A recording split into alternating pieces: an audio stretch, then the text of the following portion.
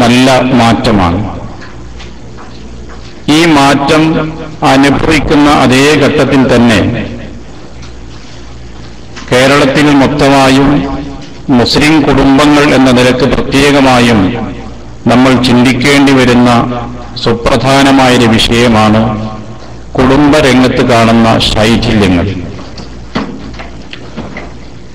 പഴയ തലമുറയിലുള്ള ആളുകൾ പ്രകടിപ്പിച്ചിരുന്ന സ്നേഹബന്ധം, പരസ്പരമുള്ള ഐക്യവും കൂട്ടായ്മയും, ഈ സൗകര്യങ്ങളും അനുഗ്രഹങ്ങളും ലഭിച്ചിട്ടുള്ള നമ്മുടെ ജീവിതത്തിൽ വളരെ നേർത്ത് വന്നുകൊണ്ടിരിക്കുകയാണ്. കുടുംബം 3 തലമുറകൾ തമ്മിൽ സ്നേഹത്തിലും കാരുണ്യത്തിലും വിളക്കി ചേർക്കപ്പെടേണ്ടതാണ്. പക്ഷേ ഫലത്തിൽ നാം ഇന്ന് അനുഭവിക്കുന്നത് തലമുറകൾ തമ്മിലുള്ള അകൽച്ചയാണ്. എന്തുകൊണ്ട് ഇങ്ങനെ സംഭവിക്കുന്നു?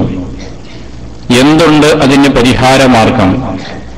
എവിടെയാണ് നമുക്ക് ഈ വിഷയത്തിൽ ചില കൈമോശങ്ങൾ സംഭവിച്ചിട്ടുള്ളത്?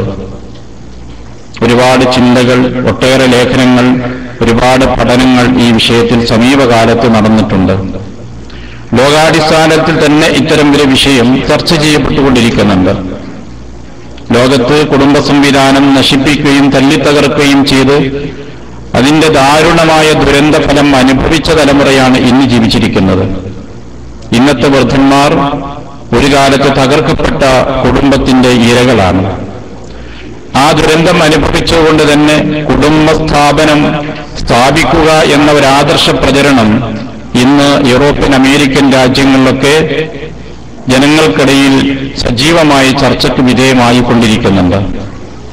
തെരുവിൽ ഉപേക്ഷിക്കപ്പെട്ടിട്ടുള്ള പിഞ്ചോമനകൾ, വീട്ടിൽ നിന്ന് പുറത്താക്കപ്പെട്ട വൃദ്ധന്മാർ, ഇങ്ങനെയുള്ള വലിയ ഒരു സമൂഹത്തിന്റെ സംരക്ഷണം സാധ്യമല്ലാത്തൊരു സാഹചര്യം അവിടുത്തെ സർക്കാരുകൾക്ക് അനുഭവിക്കേണ്ടി വന്നപ്പോഴാണ് സമൂഹം മാറി ചിന്തിച്ചിട്ടുള്ളത്. ലോകത്ത് നടക്കുന്ന ഏതൊരു ചലനങ്ങളും ഏറ്റവും ആദ്യം സ്വീകരിക്കുന്ന ഒരു ജനവിഭാഗമായി മാറുന്നുവോ എന്ന് നമ്മളെക്കുറിച്ച് നമ്മൾ ആലോചിക്കേണ്ടതാണ്. അപ്പൊ അതുകൊണ്ട് തന്നെ ഞാൻ സൂചിപ്പിക്കുന്നത്, എവിടെയാണ് നമുക്ക് പിഴച്ചിട്ടുള്ളത്, എന്തുണ്ട് പരിഹാരമാർഗം എന്ന് നാം വളരെ ഗൗരവത്തിൽ ചിന്തിക്കേണ്ടതുണ്ട്. ലോകത്ത് ഈ സമീപകാലത്തുണ്ടായൊരു മാറ്റം, മോഡലുകൾ മാറുന്നതിനനുസരിച്ച് വാഹനങ്ങളും ഉപകരണങ്ങളും മാറ്റിക്കൊണ്ടിരിക്കുന്നു. ഉപയോഗിച്ച വസ്തു വീണ്ടും ഉപയോഗിക്കുന്നതിന് പകരം അത് വലിച്ചെറിയുന്നു. ഇന്നത്തെ ഒരു സംസ്കാരമാണ്. ഇപ്പൊ നമ്മൾ ഈ ഉപയോഗിക്കുന്ന വെള്ളപ്പാത്രം, അത് വീണ്ടും വെള്ളം കുടിക്കാൻ ഉപയോഗിക്കാം, പക്ഷേ ആ ബോട്ടിൽ നമ്മൾ വലിച്ചെറിയുകയാണ്. ഇത് നാം മാനസികമായി നമ്മുടെ സമൂഹത്തിലുണ്ടാക്കുന്ന ചെറിയ ചെറിയ സ്വാധീനങ്ങൾ ഇന്ന് വിലയിരുത്തപ്പെട്ടുകൊണ്ടിരിക്കുന്നുണ്ട്. മനഃശാസ്ത്രജ്ഞന്മാർ പഠനത്തിന് വിധേയമാക്കുന്ന ഒരു സംസ്കാരമാണിത്. അതുകൊണ്ട് തന്നെ ബന്ധങ്ങളുടെ മൂല്യവും അതിന്റെ പവിത്രതയും മഹത്വവും ഇത്രയേ ഉള്ളൂ. ഏതാനും ദിവസങ്ങൾ ഉപയോഗിച്ചിരുന്ന വാഹനം പുതിയ മോഡൽ വരുമ്പോൾ മാറ്റത്തിന് വിധേയമാക്കുന്നത് പോലെ ബന്ധങ്ങൾ എപ്പോഴും മാറ്റിമറിച്ചുകൊണ്ടിരിക്കാം. എന്നിടത്തേക്കുള്ള മാനസികാവസ്ഥ എത്തിപ്പോകുന്നുവോ എന്ന് പോലും പഠനം നടന്നുകൊണ്ടിരിക്കുന്നുണ്ട്. നമ്മൾ ജീവിക്കുന്ന നവസംസ്കാരത്തെ മുന്നിൽ വെച്ചുകൊണ്ട് നമ്മുടെ ഇന്നത്തെ ജീവിതത്തെ കുറിച്ച് നാം വിലയിരുത്തുമ്പോൾ നമുക്ക് ചിലതൊക്കെ നഷ്ടപ്പെട്ടിട്ടുണ്ട്. ചിലതെല്ലാം വീണ്ടെടുക്കാൻ സാധിക്കുകയും ചെയ്യുന്നതാണ്. അതിന് ചില ശ്രമങ്ങൾ നമ്മുടെ ഭാഗത്തുണ്ടാകണം. കുടുംബം എന്നതിന് സാധാരണ പറഞ്ഞു വരാറുള്ളത് കൂടുമ്പോൾ ഇമ്പമുണ്ടാകുന്നത് എന്നാണ്. ഞാൻ ഒന്നുകൂടി ചേർത്ത് പറയട്ടെ, കൂടുതൽ കാലം കഴിയുമ്പോൾ കൂടുതൽ ശക്തമാകുന്നത് എന്നാണ്. ആ ഒരു സ്നേഹബന്ധമാണ് കുടുംബം എന്ന സംവിധാനത്തിലൂടെ ഇസ്ലാം നമ്മെ പഠിപ്പിച്ചിട്ടുള്ളത്.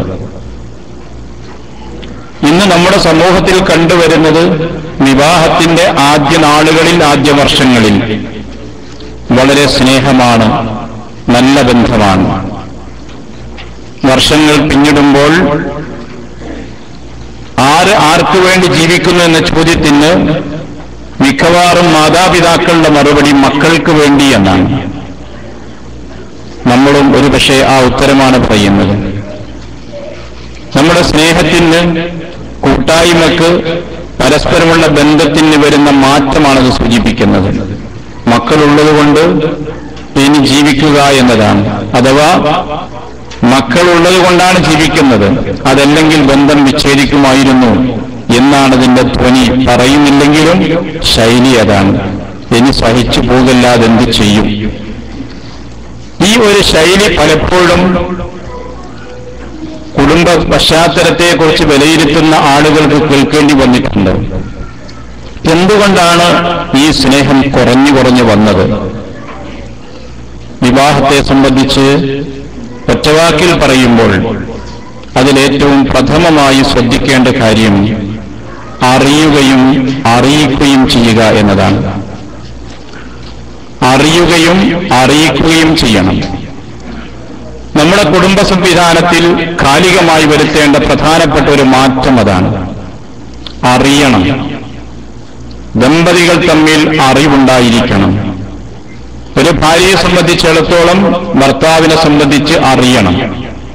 അയാളുടെ സ്വഭാവം, ജോലി, വരുമാനം, ദിനചര്യകൾ, അയാളുടെ ബാധ്യതകൾ, അയാളുടെ മാതാപിതാക്കൾ, ബന്ധുക്കൾ, ബന്ധങ്ങൾ, ഇവയെ സംബന്ധിച്ചെല്ലാമുള്ള ഒരു അറിവ് ഒരു ഭാര്യയ്ക്കുണ്ടാകണം. തിരിച്ച് ഭാര്യയെ സംബന്ധിച്ച് ഭർത്താവിനും ഈ വിഷയത്തിലെല്ലാം അറിവുണ്ടായിരിക്കണം. ഇങ്ങനെ അറിയണം ആദ്യം. പലപ്പോഴും ഈ അറിയൽ നമ്മുടെ സമൂഹത്തിൽ ഇന്നുണ്ടാകുന്നില്ല. ആ അറിവിൽ ഏറ്റവും പ്രധാനപ്പെട്ടത് എന്താണ്? വിവാഹം അന്വേഷിക്കുമ്പോൾ അറിഞ്ഞിരിക്കേണ്ട പ്രധാനപ്പെട്ട രണ്ട് കാര്യം നബി സല്ലല്ലാഹു അലൈഹി വസല്ലം നമ്മളെ പഠിപ്പിച്ചു. സ്വഭാവവും മതബോധവുമാണ്. അത് രണ്ടും അറിഞ്ഞവർ തമ്മിലാണ് വിവാഹം നടക്കേണ്ടത്. ആ വിവാഹം മംഗളമായിരിക്കും. ആ ജീവിതം വിജയകരമായിരിക്കും. ഫദ്ഫർ ബിദാത്തി ദീൻ. ഇത് സ്ത്രീയെ അന്വേഷിക്കുന്നവൻ മാത്രമല്ല, പുരുഷനെക്കുറിച്ച് പ്രവാചകൻ അത് തന്നെ പറഞ്ഞു. മൻ തർളൗന ദീനഹു വഖുലുഖഹു. ദീനും സ്വഭാവവും തൃപ്തിപ്പെട്ടതാണോ ആ സംതൃപ്തനായ ഒരുത്തനെ ഒരാളെയാണ് വരനായി നിങ്ങൾ തിരഞ്ഞെടുക്കേണ്ടത്. ഈ ഒരു സ്വഭാവം അറിയേണ്ടതുണ്ട്. പക്ഷെ അവിടെ നമുക്ക് പിഴച്ചിട്ടില്ലേ? ഇന്ന് നമ്മുടെ സമൂഹത്തിന്റെ പുതിയ മാറ്റം വന്നത് പ്രഥമ സ്ഥാനം നൽകുന്നത് സൗന്ദര്യത്തിനാണ്. അതുണ്ടെങ്കിൽ മാത്രമാണ് മറ്റു കാര്യങ്ങൾ പരിഗണിക്കുന്നത്. അതുണ്ടെങ്കിൽ മറ്റു കാര്യങ്ങൾ പരിഗണിക്കാത്തവരും സമൂഹത്തിലുണ്ട്. അറബിയിൽ ഒരു ആപ്തവാക്യമുണ്ട്. ഇയ്യാക വഹംറ. വെള്ളം ഒഴുകി വരുമ്പോൾ പാറക്കെട്ടുകളിലത് തങ്ങി നിൽക്കും. അവിടെ ചില ചെടികൾ നല്ല വർണ്ണത്തിൽ പൂക്കളുള്ളതായി അത് വളർന്നു വരും. വെള്ളം വറ്റും. ആ പൂക്കൾ അതിന്റെ സൗന്ദര്യം നഷ്ടപ്പെട്ടു, ചെടി ഉണങ്ങിപ്പോകുന്നു. ഇത് നീ സൂക്ഷിക്കണമെന്ന് പ്രവാചകൻ പറഞ്ഞ വചനമായിട്ട് ഉദ്ധരിക്കുന്നു. പക്ഷെ അതൊരു ആപ്തവാക്യമാണ്. സൗന്ദര്യം അന്വേഷിക്കുന്നു. ആ സൗന്ദര്യമുള്ള ചെടി വളർന്നു വന്നത് മലീമസമായ സാഹചര്യത്തിലാകും, മലിനീകരിക്കപ്പെട്ട കുടുംബാന്തരീക്ഷത്തിലാകും, സാംസ്കാരികമായി തകർന്ന ഒരു ചുറ്റുപാടിലാകും. ആ പൂക്കളുടെ സൗന്ദര്യം ദിവസങ്ങൾ കൊണ്ട് വാടിത്തളരും. ഈ സൗന്ദര്യം സ്നേഹം നിലനിർത്തുന്നില്ല. കുടുംബത്തിന്റെ മനോഹാരിത നിലനിൽക്കണമെങ്കിൽ സൗന്ദര്യമല്ല, സമ്പത്തല്ല, സൗകര്യങ്ങളല്ല ഉണ്ടാകേണ്ടത്. അത് ദീനും സ്വഭാവവും ഉണ്ടെങ്കിലേ ആ മനോഹാരിത ഉണ്ടാവുകയുള്ളൂ. ഒട്ടേറെ അനുഭവങ്ങൾ നമ്മുടെ മുമ്പിലുണ്ട്.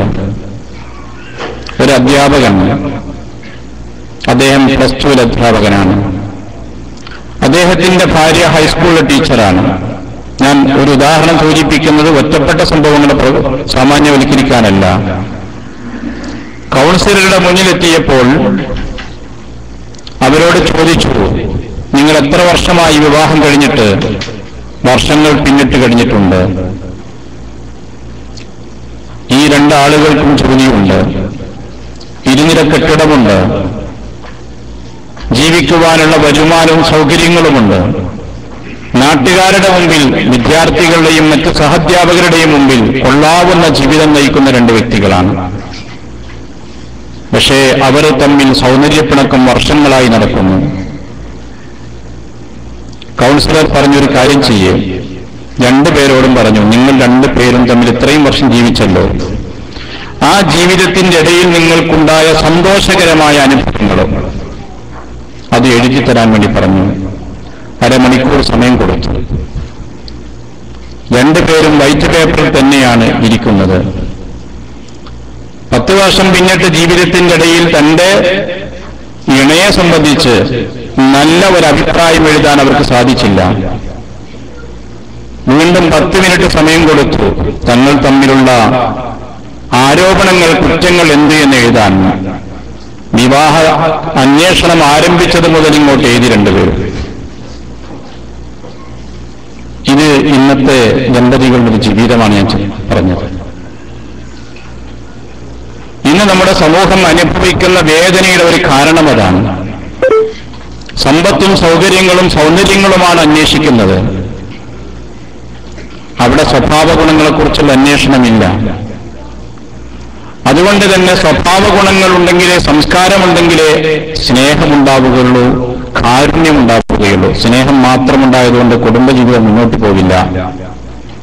കുടുംബജീവിതം മുന്നോട്ട് പോകണമെങ്കിൽ സ്നേഹത്തിന്റെ പുറമെ മമദ്ദത്തുണ്ടാകണം.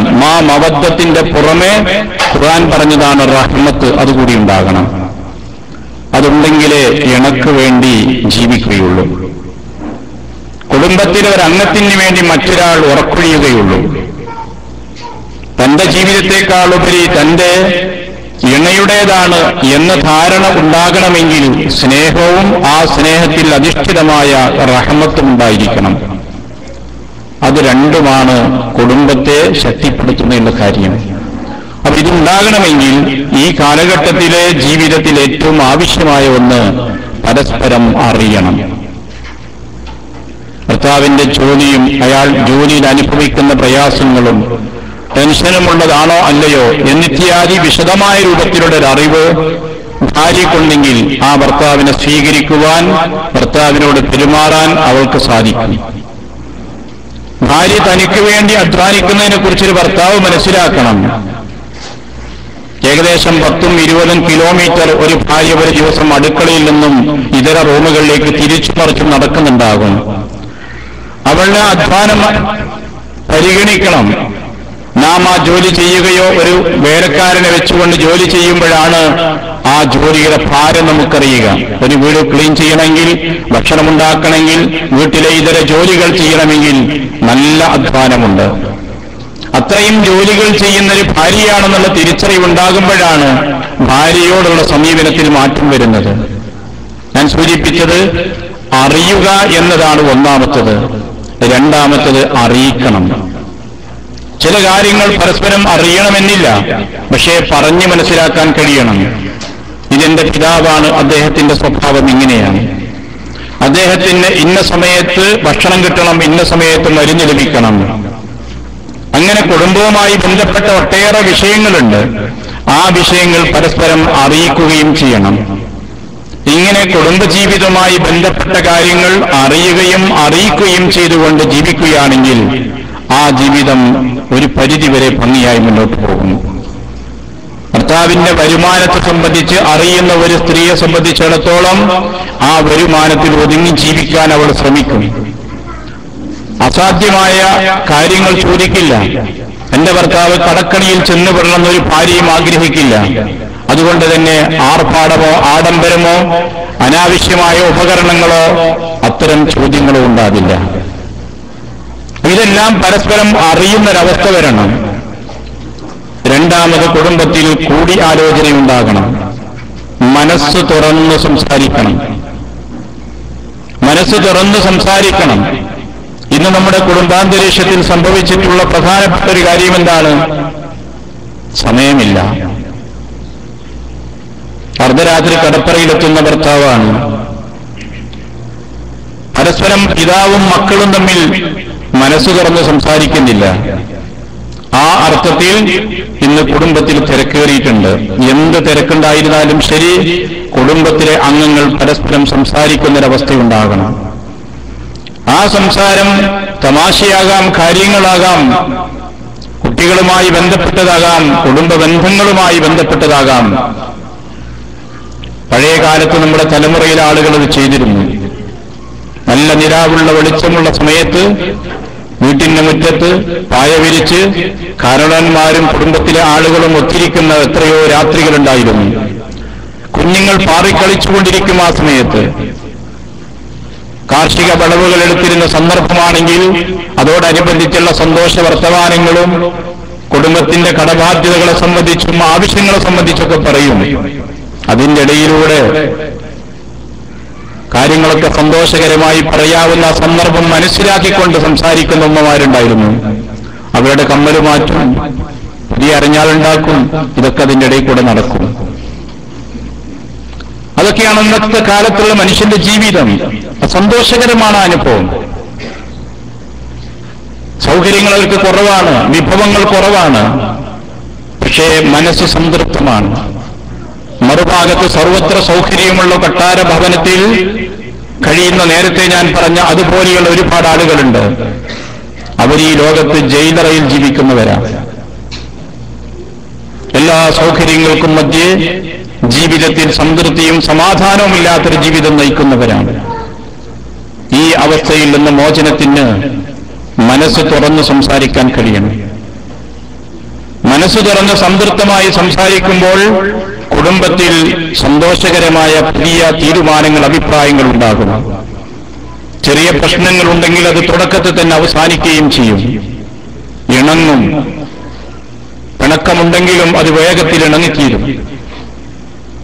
അങ്ങനെ ജീവിക്കുവാൻ സാധിക്കണം. അതുകൊണ്ട് തന്നെ അത്തരമൊരു മുഷാവറ ഇക്കാലത്തെ ജീവിതത്തിൽ നമുക്ക് നഷ്ടപ്പെട്ടു പോയിരിക്കുന്നു. നാം തിരിച്ചു കൊണ്ടുവരണം. അത് നമ്മൾ ആലോചിച്ചു നോക്കുക. ഈ വിഷയത്തിലെല്ലാം നമുക്ക് മാതൃകയുള്ളത് പ്രവാചകൻ സല്ലല്ലാഹു അലൈഹി വസല്ലമയുടെ ജീവിതമാണ്. അല്ലാഹുവിന്റെ റസൂലിന്റെ ആദ്യ വിവാഹം ഞാൻ വിശദീകരിക്കാൻ നിങ്ങൾക്കറിയാം. 25 വയസ്സുള്ള യുവാവ്, 40 വയസ്സുള്ള മധ്യവയസ്ക, അവര് തമ്മിലാണ് വിവാഹം നടക്കുന്നത്. ആ വിവാഹം നടന്ന ശേഷം 15 വർഷം ഒരുമിച്ച് ജീവിച്ചു. പ്രവാചകൻ കച്ചവടക്കാരനായിട്ടാണ് ജീവിക്കുന്നത്. സാമ്പത്തിക സൗകര്യമുണ്ട്. ഖദീജ റളിയല്ലാഹുവിന്റെ കയ്യിൽ പണമുണ്ട്. പ്രവാചകന് കച്ചവടം ചെയ്യാൻ അറിയാം. ആ നിലക്ക് ആശ്വാസമുള്ള സമാധാനമുള്ള ഒരു ജീവിതമാണ് അവർ നയിച്ചുകൊണ്ടിരുന്നത്. സല്ലല്ലാഹു അലൈഹി വസല്ലമക്ക് അല്ലാഹുവിൽ നിന്ന് വഹി ലഭിക്കുന്നു, പ്രവാചകത്വ പദവി ലഭിച്ചു. സല്ലല്ലാഹു അലൈഹി വസല്ലം ഇറാമലയുടെ മുകളിൽ പോയിരിക്കുന്നു. ഏതാനും ദിവസങ്ങൾ അങ്ങനെയായിരുന്നു. ഏകാന്തത ഇഷ്ടപ്പെട്ടൊരവസ്ഥയുണ്ടായിരുന്നു. ഭയവിഹ്വലനായി വീട്ടിൽ വന്നു. പൊതച്ചു കൊടുക്കാൻ പറഞ്ഞു. പൊതച്ചു കൊടുത്തു. എന്ത് സംഭവിച്ചു എന്ന് ചോദിച്ചു. നബി സല്ലല്ലാഹു അലൈഹി വസല്ലം ആദ്യമായി മലക്കിനെ കണ്ട ആ രംഗത്തെക്കുറിച്ച് ഭയത്തോടുകൂടെയാണ് സംസാരിച്ചത്. ഖദീജ റളിയല്ലാഹു അൻഹ ആശ്വസിപ്പിച്ചു. വല്ലാഹി ലാ യുഖ്സികല്ലാഹു അബദ. അല്ലാഹുവാണ്, അല്ലാഹ് നിങ്ങളെ നിസ്സഹായനാക്കില്ല. ഇന്നക തഹ്മിലുൽ കല്ല. ജനങ്ങളുടെ ഭാരം ഏറ്റെടുക്കുന്നില്ലേ അങ്ങ്? ആളുകൾക്ക് വിരുന്ന് നൽകുന്നില്ലേ? ഹോട്ടലില്ലാത്ത കാലമാണത്. മക്കയിൽ വരുന്ന വിദേശികൾക്ക് ഭക്ഷണം കിട്ടണമെങ്കിൽ ആരെങ്കിലും വിരുന്നുകാർ കൊണ്ടുപോകണം. ദുരിതാനുഭവപ്പെട്ട ആളുകൾക്ക് വേണ്ടി സഹായം ചെയ്യുന്നില്ലേ? ഇങ്ങനെ ജീവകാരുണ്യ സേവന പ്രവർത്തനങ്ങൾ നടത്തുന്ന അങ്ങക്കൂടെ പടച്ചവനുണ്ടാവില്ലേ? ആശ്വാസത്തിന്റെ വാക്കുകൾ പറഞ്ഞു. നമുക്ക് വറഖത്ത് ബിൻ നൗഫലിന്റെ അടുക്കിലേക്ക് പോകാം. അങ്ങനെ ഖദീജ റളിയല്ലാഹു അൻഹയുടെ അകന്ന ബന്ധുവും വയോധികനും ക്രൈസ്തവ മതവിശ്വാസിയും വേദപണ്ഡിതനുമായിരുന്ന വറഖത്ത് ബിൻ നൗഫലിന്റെ അടുക്കിലേക്ക് പ്രവാചകനും കൊണ്ടുചെന്നു. നബി സല്ലല്ലാഹു അലൈഹി വസല്ലമയുടെ അനുഭവങ്ങൾ പറഞ്ഞു. എല്ലാം കേട്ട ശേഷം വറഖത്ത് ബിൻ നൗഫൽ പറഞ്ഞു, മുമ്പ് ഈസാ നബി അലൈഹിസ്സലാമിന്റെയും മൂസാ നബി അലൈഹിസ്സലാമിന്റെയും അടുക്കിലേക്ക് വന്ന അതേ മാലാഖ തന്നെയാണ് നിന്റെ അടുക്കിലേക്കും വന്നിട്ടുള്ളത്. നിന്നെ നിന്റെ ആളുകൾ എതിർക്കുന്ന സന്ദർഭത്തിൽ ഞാനുണ്ടായിരുന്നുവെങ്കിൽ എന്ന് പ്രവാചകൻ ആശ്ചര്യത്തോട് ചോദിച്ചു. എന്റെ ആളുകൾ എന്നെ എതിർക്കുകയോ? സമൂഹത്തിൽ സമാദരണീയനാണ് മുഹമ്മദ്, അല്ലമീൻ എന്നാണ് അവർ വിളിക്കുന്നത്.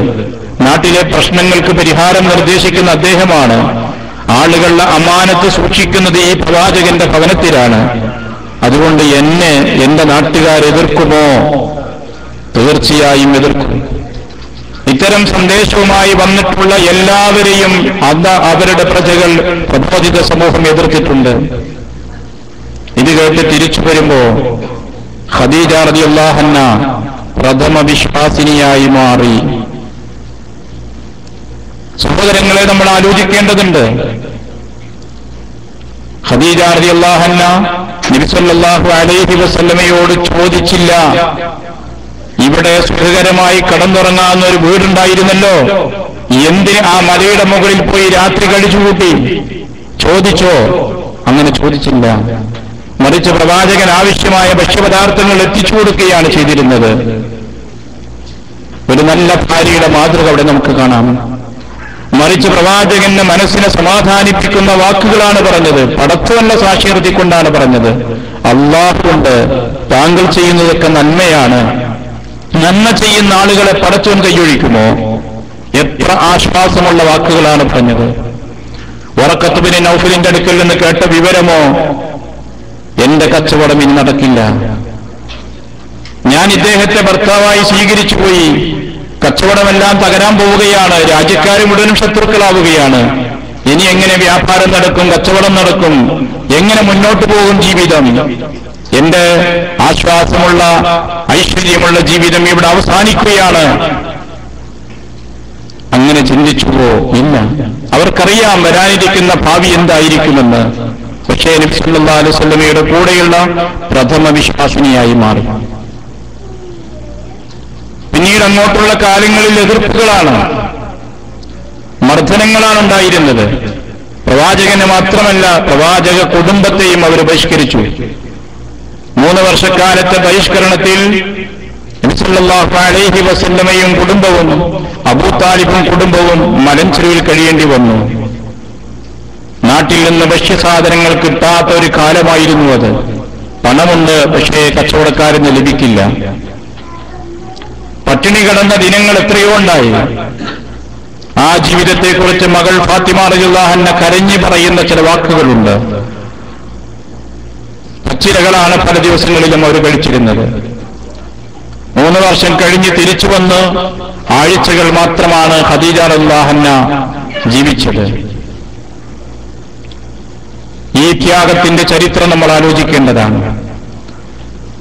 കച്ചവടവും സാമ്പത്തിക ശേഷിയും ഉണ്ടായിരുന്ന ഘട്ടങ്ങളിൽ പ്രവാചകനോടൊപ്പം കഴിഞ്ഞിരുന്ന അതേ ഖദീജ റളിയല്ലാഹു അൻഹ ഈ കടുത്ത പട്ടിണിക്കാലത്ത് പ്രവാചകനോടൊപ്പം തന്നെ കഴിയാൻ സന്നദ്ധയായി. ഞാൻ എന്റെ കുടുംബത്തിലേക്ക് പോവുകയാണ്, എന്റെ വീട്ടിലേക്ക് പോവുകയാണ് എന്ന് പറഞ്ഞുകൊണ്ട് സ്വന്തം കുടുംബത്തിന്റെ കൂടെ ഐശ്വര്യപൂർണമായ ജീവിതം തേടിപ്പോയില്ല. മറിച്ച് ബഹിഷ്കൃതനായ പ്രവാചകനോടൊപ്പം തന്നെ പട്ടിണിക്കാരിയായി ജീവിക്കാൻ തയ്യാറായി. എന്തേ കാരണം? ഊഷ്മളമായ ഈടുറ്റ സ്നേഹബന്ധം അവർക്കിടയിലുണ്ട്. അത് ഈമാനിൽ നിന്ന് ശക്തിപ്പെട്ടു വരികയും ചെയ്തു. വർഷങ്ങൾ പിന്നിട്ട ശേഷം നബി സല്ലല്ലാഹു അലൈഹി വസല്ലം മദീനത്തിൽ കഴിയുന്ന ദിനം പ്രവാചകന്റെ വീട്ടിലേക്ക് ഒരു സ്ത്രീ കയറി വന്നു. അസ്സലാമു അലൈക്കും യാ റസൂലല്ലാഹ്. വഅലൈക്കും അസ്സലാം എന്ന് പറഞ്ഞുകൊണ്ട് പ്രവാചകൻ ഓർത്തത് ഖദീജ റളിയല്ലാഹു അൻഹയാണ്. കാരണം ഖദീജയുടെ അതേ ശബ്ദമാണ് കേട്ടത്. ഖദീജയുടെ അനുജത്തി സഹോദരി ഹാല റളിയല്ലാഹു അൻഹയാണ് ആ സലാം പറഞ്ഞത്. ആ ശബ്ദം കേട്ടപ്പോൾ പ്രവാചകന്റെ മനസ്സിൽ ഖദീജ റളിയല്ലാഹു അൻഹയുടെ സലാമാണ് ഓർമ്മ വന്നത്. റസൂലുള്ളാഹി സ്വല്ലല്ലാഹു അലൈഹി വസല്ലം ആയിഷ റളിയല്ലാഹു അൻഹയുടെ വീട്ടിലാണ്. ഖദീജ റളിയല്ലാഹു അൻഹയെ കുറിച്ചുള്ള പ്രശംസ പറഞ്ഞു. ആയിഷ റളിയല്ലാഹു അൻഹ അന്ന് ചോദിച്ചു, പണ്ടെങ്ങോ മരിച്ചുപോയൊരു കിഴവിയെ ഇത്രയധികം ഓർക്കാൻ എന്തിരിക്കുന്നു എന്ന്. നബി സല്ലല്ലാഹു അലൈഹി വസല്ലം ചുരുങ്ങിയ വാക്കിൽ ഖദീജ റളിയല്ലാഹു അൻഹയുടെ ജീവിതത്തെ നമ്മൾ ഓർമ്മിപ്പിച്ചു. ആരും എന്നെ വിശ്വസിക്കാതിരുന്നൊരു ഘട്ടമുണ്ടായിരുന്നല്ലോ, അന്ന് എന്നോടൊപ്പം അവൾ ഉണ്ടായിരുന്നു. അവളിൽ എന്നെ സത്യപ്പെടുത്തുകയും എന്നിൽ വിശ്വസിക്കുകയും ചെയ്തു. എന്നോടൊപ്പം അവൾ ജീവിച്ചു. അവളിൽ അല്ലാഹു എനിക്ക് സന്താനങ്ങൾ നൽകുകയും ചെയ്തു. എന്താണ് ആ വാക്കിന്റെ അർത്ഥം? ജീവിതത്തിന്റെ കടുത്ത പരീക്ഷണങ്ങളിൽ എന്നോടൊപ്പം കഴിഞ്ഞിരുന്ന ഒരു സ്ത്രീയാണവൾ, വിശ്വാസിനിയാണവൾ, എന്റെ കുട്ടികളുടെ മാതാവാണവൾ, ഭാര്യയാണ്, മാതാവാണ്, വിശ്വാസിനിയാണ്. ഈ 3 കാര്യങ്ങളാണ് പ്രവാചകൻ സൂചിപ്പിച്ചത്. ഇന്ന് ആശ്വാസമുള്ള സൗകര്യമുള്ള ഈ ഘട്ടത്തിൽ ഞാൻ അവളെ മറക്കണോ എന്നാണ് പറഞ്ഞതിന്റെ അർത്ഥം. മരിച്ചിട്ടും മരിക്കാത്ത ഒരു സ്നേഹം നബി സല്ലല്ലാഹു അലൈഹി വസല്ലമയുടെ മനസ്സിൽ തങ്ങി നിൽക്കുകയാണ്. പുതിയ ഭാര്യമാർ തന്റെ ജീവിതത്തിലേക്ക് വന്നെങ്കിലും ആ ആദ്യ ഭാര്യ ഖദീജ റളിയല്ലാഹു അൻഹയോടുള്ള സ്നേഹം ശക്തിപ്പെട്ട് നിലനിൽക്കുകയാണ് ചെയ്യുന്നത്. ഒരു നല്ല ഭർത്താവിന്റെ ചിത്രമാണ് പ്രവാചകൻ സല്ലല്ലാഹു അലൈഹി വസല്ലമയുടെ ഈ ജീവിതത്തിൽ നിന്ന് നമുക്ക് ലഭിക്കുന്ന പാഠം. ഒരു നല്ല ഭാര്യയുടെ മാതൃകയാണ് ഖദീജ റളിയല്ലാഹു അൻഹ നമുക്ക് ലഭിക്കുന്നത്. ഇതാണ് സ്നേഹബന്ധം. കൂടുതൽ കാലം ഒരുമിച്ച് ജീവിക്കുന്നതിനനുസരിച്ച് സ്നേഹം ശക്തിപ്പെടുകയാണ് ഒരു കുടുംബത്തിലുണ്ടാകേണ്ടത്. അതാണ് പ്രവാചകൻ നമുക്ക് പഠിപ്പിച്ചിരുന്ന മാതൃക. റസൂൽ സല്ലല്ലാഹു അലൈഹി വസല്ലമയുടെ വീട്ടിലേക്ക് ഫാത്തിമ റളിയല്ലാഹു അൻഹ കയറി വരികയാണ്. മകളെ സലാം പറഞ്ഞ് സ്വീകരിച്ച് ആലിംഗനം ചെയ്ത് തന്റെ അടുത്ത് കൊണ്ടുവന്ന് ഇരുത്തുന്ന രംഗം ആയിഷ റളിയല്ലാഹു അൻഹ കാണുന്നു. അസൂയ കൊണ്ട് ആയിഷ റളിയല്ലാഹു അൻഹ ഒരിക്കൽ പറഞ്ഞു, ഞാനായില്ലല്ലോ പ്രവാചകന്റെ മകൾ എന്ന്. ആ പിതാവിന്റെയും മകളുടെയും ഇടയിലുള്ള സ്നേഹബന്ധത്തിന്റെ മാതൃക കാണുമ്പോൾ എനിക്കങ്ങനെ ഒരു മകളാകാൻ കഴിഞ്ഞിരുന്നുവെങ്കിൽ എന്ന് ആലോചിച്ചു പോവുകയാണ്. അതൊരു സ്നേഹബന്ധമാണ്. അഖ്റ ഇബ്നു ഹാബിസ് എന്ന് പറയുന്ന ഗ്രാമീണനായ അറാബിയായ ഒരു മനുഷ്യൻ റസൂലുള്ളാഹി സ്വല്ലല്ലാഹു അലൈഹി വസല്ലം വീട്ടിലേക്ക് വന്നു. പ്രവാചകൻ കിടക്കുന്നു. ഹസൻ ഹുസൈൻ എന്ന് പറയുന്ന പൗത്രന്മാരായ കൊച്ചുകുട്ടികൾ പ്രവാചകന്റെ ശരീരത്തിലൂടെ കയറി മറിഞ്ഞുകൊണ്ടിരിക്കുകയാണ്. ഇത് കണ്ടപ്പോൾ ഇയാൾക്ക് ആശ്ചര്യം തോന്നി. അയാൾ പറഞ്ഞു, അല്ലാഹുവിന്റെ റസൂലേ, 10 മക്കളുടെ വാപ്പയെ ഞാൻ ഒരാളെയും കാരുണ്യം അല്ലാഹു തരാത്തതിന് ഞാൻ എന്ത് ചെയ്യാനാണ്? ഞാൻ ഈ സംഭവം 3 ഉദ്ധരിച്ചത് ഒരു ഭർത്താവിന്റെ മാതൃക, ഒരു ഭാര്യയുടെ മാതൃക, ഒരു പിതാവിന്റെ മാതൃക, ഒരു പിതാമഹന്റെ മാതൃക.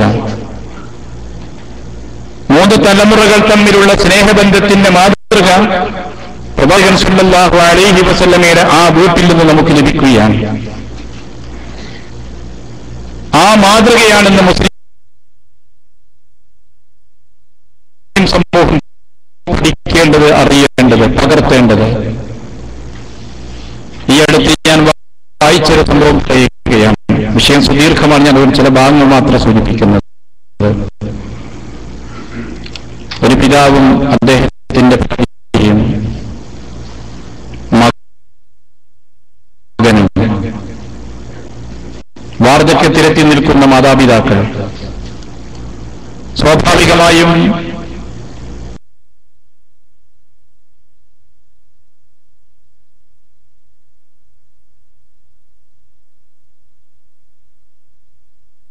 മകനെ കൊണ്ട് വിവാഹം ചെയ്യും. വീട്ടിലുള്ളത് മരുമകളും പിതാവുമാണ്. ഇദ്ദേഹത്തിന് ഇടയ്ക്ക് ചൂടുവെള്ളമാണ്. അങ്ങനെ ഓരോ ആവശ്യങ്ങൾ. ഈ ആവശ്യങ്ങളെല്ലാം അതുവരെ പറഞ്ഞിരുന്നത് ഭാര്യയോടാണ്. അതുകൊണ്ട് മരുമകളൊന്നും അറിയേണ്ടി വന്നിരുന്നില്ല. ഭാര്യ മരണപ്പെട്ടതിന്റെ ശേഷം ഈ ആവശ്യങ്ങളൊക്കെ ഉന്നയിക്കുന്നത് മരുമകളോടാണ്. ഈ വൃദ്ധൻ അവർക്കൊരു ഭാരമായി തോന്നി. മരുമകൾ ആലോചിച്ചു, എന്തുണ്ട് പരിഹാരമാർഗം? ഏറ്റവും നല്ല ഒരു തന്ത്രമാണ് കണ്ടെത്തിയത്. ഇദ്ദേഹം കൃത്യമായി തഹജ്ജുദ് നമസ്കരിക്കുന്ന ആളാണ്. അർദ്ധരാത്രി എഴുന്നേറ്റ് പള്ളിയിലേക്ക് പോവുകയും നമസ്കരിക്കുകയും ചെയ്യുന്ന വ്യക്തിയാണ്. മരുമകൾ ഭർത്താവിനോട് പലപ്പോഴായി പറഞ്ഞു, ഈ വയസ്സുകാലത്ത് പാതിരക്ക് പള്ളിയിലേക്ക് വാപ്പ പോകണ്ട, വാപ്പയെ പറഞ്ഞയക്കണ്ട. അദ്ദേഹത്തിനാണെങ്കിലോ വർഷങ്ങളായി പള്ളിയിൽ വെച്ച് നമസ്കരിച്ച ശീലമുള്ള അദ്ദേഹത്തിനത് മാറ്റാനും തയ്യാറല്ല. അദ്ദേഹത്തിന്റെ കടപ്പുറന്ന പള്ളിയിലേക്ക് മാറ്റാം. അങ്ങനെ കൊച്ചുമകന്റെ കയ്യിൽ ഫ്ലാസ്കും ബെഡ്ഷീറ്റും സാധനങ്ങളൊക്കെ ആയിട്ട് ഇദ്ദേഹത്തെ പള്ളിയിലേക്ക് മാറ്റുകയാണ്. അദ്ദേഹത്തിന് കാര്യം മനസ്സിലായിട്ടുണ്ട്, ഞാൻ ഭാരമാണെന്നുള്ള മനസ്സിലായിട്ടുണ്ട്. അത് അദ്ദേഹം സ്വയം ഉൾക്കൊള്ളാനും തയ്യാറായി. അവിടെ ചെന്ന് പിതാമഹനുള്ള ബെഡ്ഷീറ്റുകളും സാധനങ്ങളൊക്കെ കൊടുത്തപ്പോ ഒരു പുതപ്പ് മതി എന്ന് പറഞ്ഞ് ഒന്ന് തിരിച്ചു കൊടുത്തു. കൊച്ചുമകൻ ആ പുതപ്പുമായി വീട്ടിലേക്ക് വന്നു. ഉമ്മ ചോദിച്ചു, മോനെ എന്തേ നീ പുതപ്പ് ഉപ്പുപ്പാക്ക് കൊടുക്കാതിരുന്നത്? ഉപ്പുപ്പാക്ക് ആവശ്യമില്ല എന്ന് പറഞ്ഞിട്ടുണ്ട്, ഞാൻ ഇങ്ങോട്ട് കൊണ്ടുവന്നതാണ്. കുറച്ചു കാലം കഴിഞ്ഞാലും വാപ്പാക്കും പള്ളി കിടക്കേണ്ടി വരില്ലേ, അതുകൊണ്ട് ഇതെടുത്തു വെച്ചോളൂ. ഈ കൊച്ചുമകന് നൽകിയ പാഠം അതായിരുന്നു. ആ പാഠം കൊച്ചുമകൻ തുറന്നു പറഞ്ഞതുകൊണ്ട് പിതാവിനെ ഉടനെ തന്നെ തിരിച്ചു വീട്ടിലേക്ക് കൊണ്ടുവന്ന് പാർപ്പിച്ചു. കേരളത്തിലെ ഈ അടുത്തുണ്ടായ അനുഭവം നിങ്ങൾ ഓർക്കുന്നുവോ? പഠിപ്പിച്ച് ഉന്നത വിദ്യാഭ്യാസം നേടിക്കൊടുത്ത ഒരു മകൻ, ആ മകനും ഭാര്യയും സുഖമായി വീട്ടിൽ കിടക്കുമ്പോൾ വീട്ടിന്റെ സമീപത്തുള്ള ആട്ടിൻകൂട്ടിലാണ് മാതാവിനെ കിടത്തിയിട്ടുള്ളത്. കേരളത്തിലെ അനുഭവം ഞാൻ സൂചിപ്പിക്കുന്നത്. ഇക്കഴിഞ്ഞ ദിവസം അതുമായി ബന്ധപ്പെട്ട ചർച്ചകൾ നടക്കുകയുണ്ടായി. വനിതാ കമ്മീഷൻ വരികയും അതിനെക്കുറിച്ച് അന്വേഷണവും കേസുമൊക്കെ എടുത്തു. അങ്ങനെ നിർബന്ധഘട്ടത്തിൽ മാതാവിനെ അകത്തേക്ക് താമസിപ്പിച്ചു. പക്ഷേ 3-4 ആഴ്ചയെ പിന്നെ മാതാവ് ജീവിച്ചുള്ളൂ. ആ മാതാവിനോട് ചോദിക്കുന്നു, നിങ്ങളെ എന്തുകൊണ്ടാണ് പുറത്താക്കിയത്? ഞാൻ അകത്തിയെന്നാൽ അടിക്കും. പ്രായം ചെന്നെത്തിയിരിക്കുന്നു. ആരാണ് അടിക്കുന്നത്? നിങ്ങളുടെ എന്റെ മകൻ തന്നെ. എന്തേ കേസ് കൊടുക്കാതിരുന്നത്? എന്റെ മകനല്ലേ. ആ മാതൃത്വത്തിന്റെ മനസ്സിൽ അപ്പോഴും മകനാണ്. ആ മകനെ കുറിച്ച് എങ്ങനെ ഞാൻ പരാതിപ്പെടുമെന്നാണ് അവർ ചിന്തിക്കുന്നത്. ഭക്ഷണം വല്ലപ്പോഴും തരും, അല്ലെങ്കിൽ അവർ രണ്ടുപേരും ജോലിക്ക് പോയാൽ അയൽപക്കത്തുള്ള ആരെങ്കിലും കൊണ്ടുവന്ന് തരും. അങ്ങനെ ഏകദേശം 3 വർഷത്തോളമായി ആ വീട്ടിൽ നിന്ന് ഈ പീഡനം അനുഭവിക്കുന്ന സ്വന്തം മാതാവ്. ഷേക്സ്പിയറുടെ ഒരു കഥയുണ്ട്. രോഗശയ്യയിൽ കിടക്കുന്ന വൃദ്ധനായ പിതാവ് തന്റെ മകനെ മനസ്സിൽ ഓർക്കുകയാണ്. ഭാര്യ ഗർഭിണിയാണെന്നറിഞ്ഞപ്പോൾ അദ്ദേഹം ജീവിതത്തിൽ ഏറ്റവും സന്തോഷിച്ച ദിനമായിരുന്നു അത്. പിന്നീട് ഓരോ മാസവും പിന്നിടുമ്പോൾ തന്റെ ഭാര്യയുടെ ഉദരത്തിൽ വളരുന്ന ആ ഭ്രൂണത്തെ, കുഞ്ഞിനെക്കുറിച്ചുള്ള സന്തോഷങ്ങൾ അവർ പങ്കുവെക്കുമായിരുന്നു.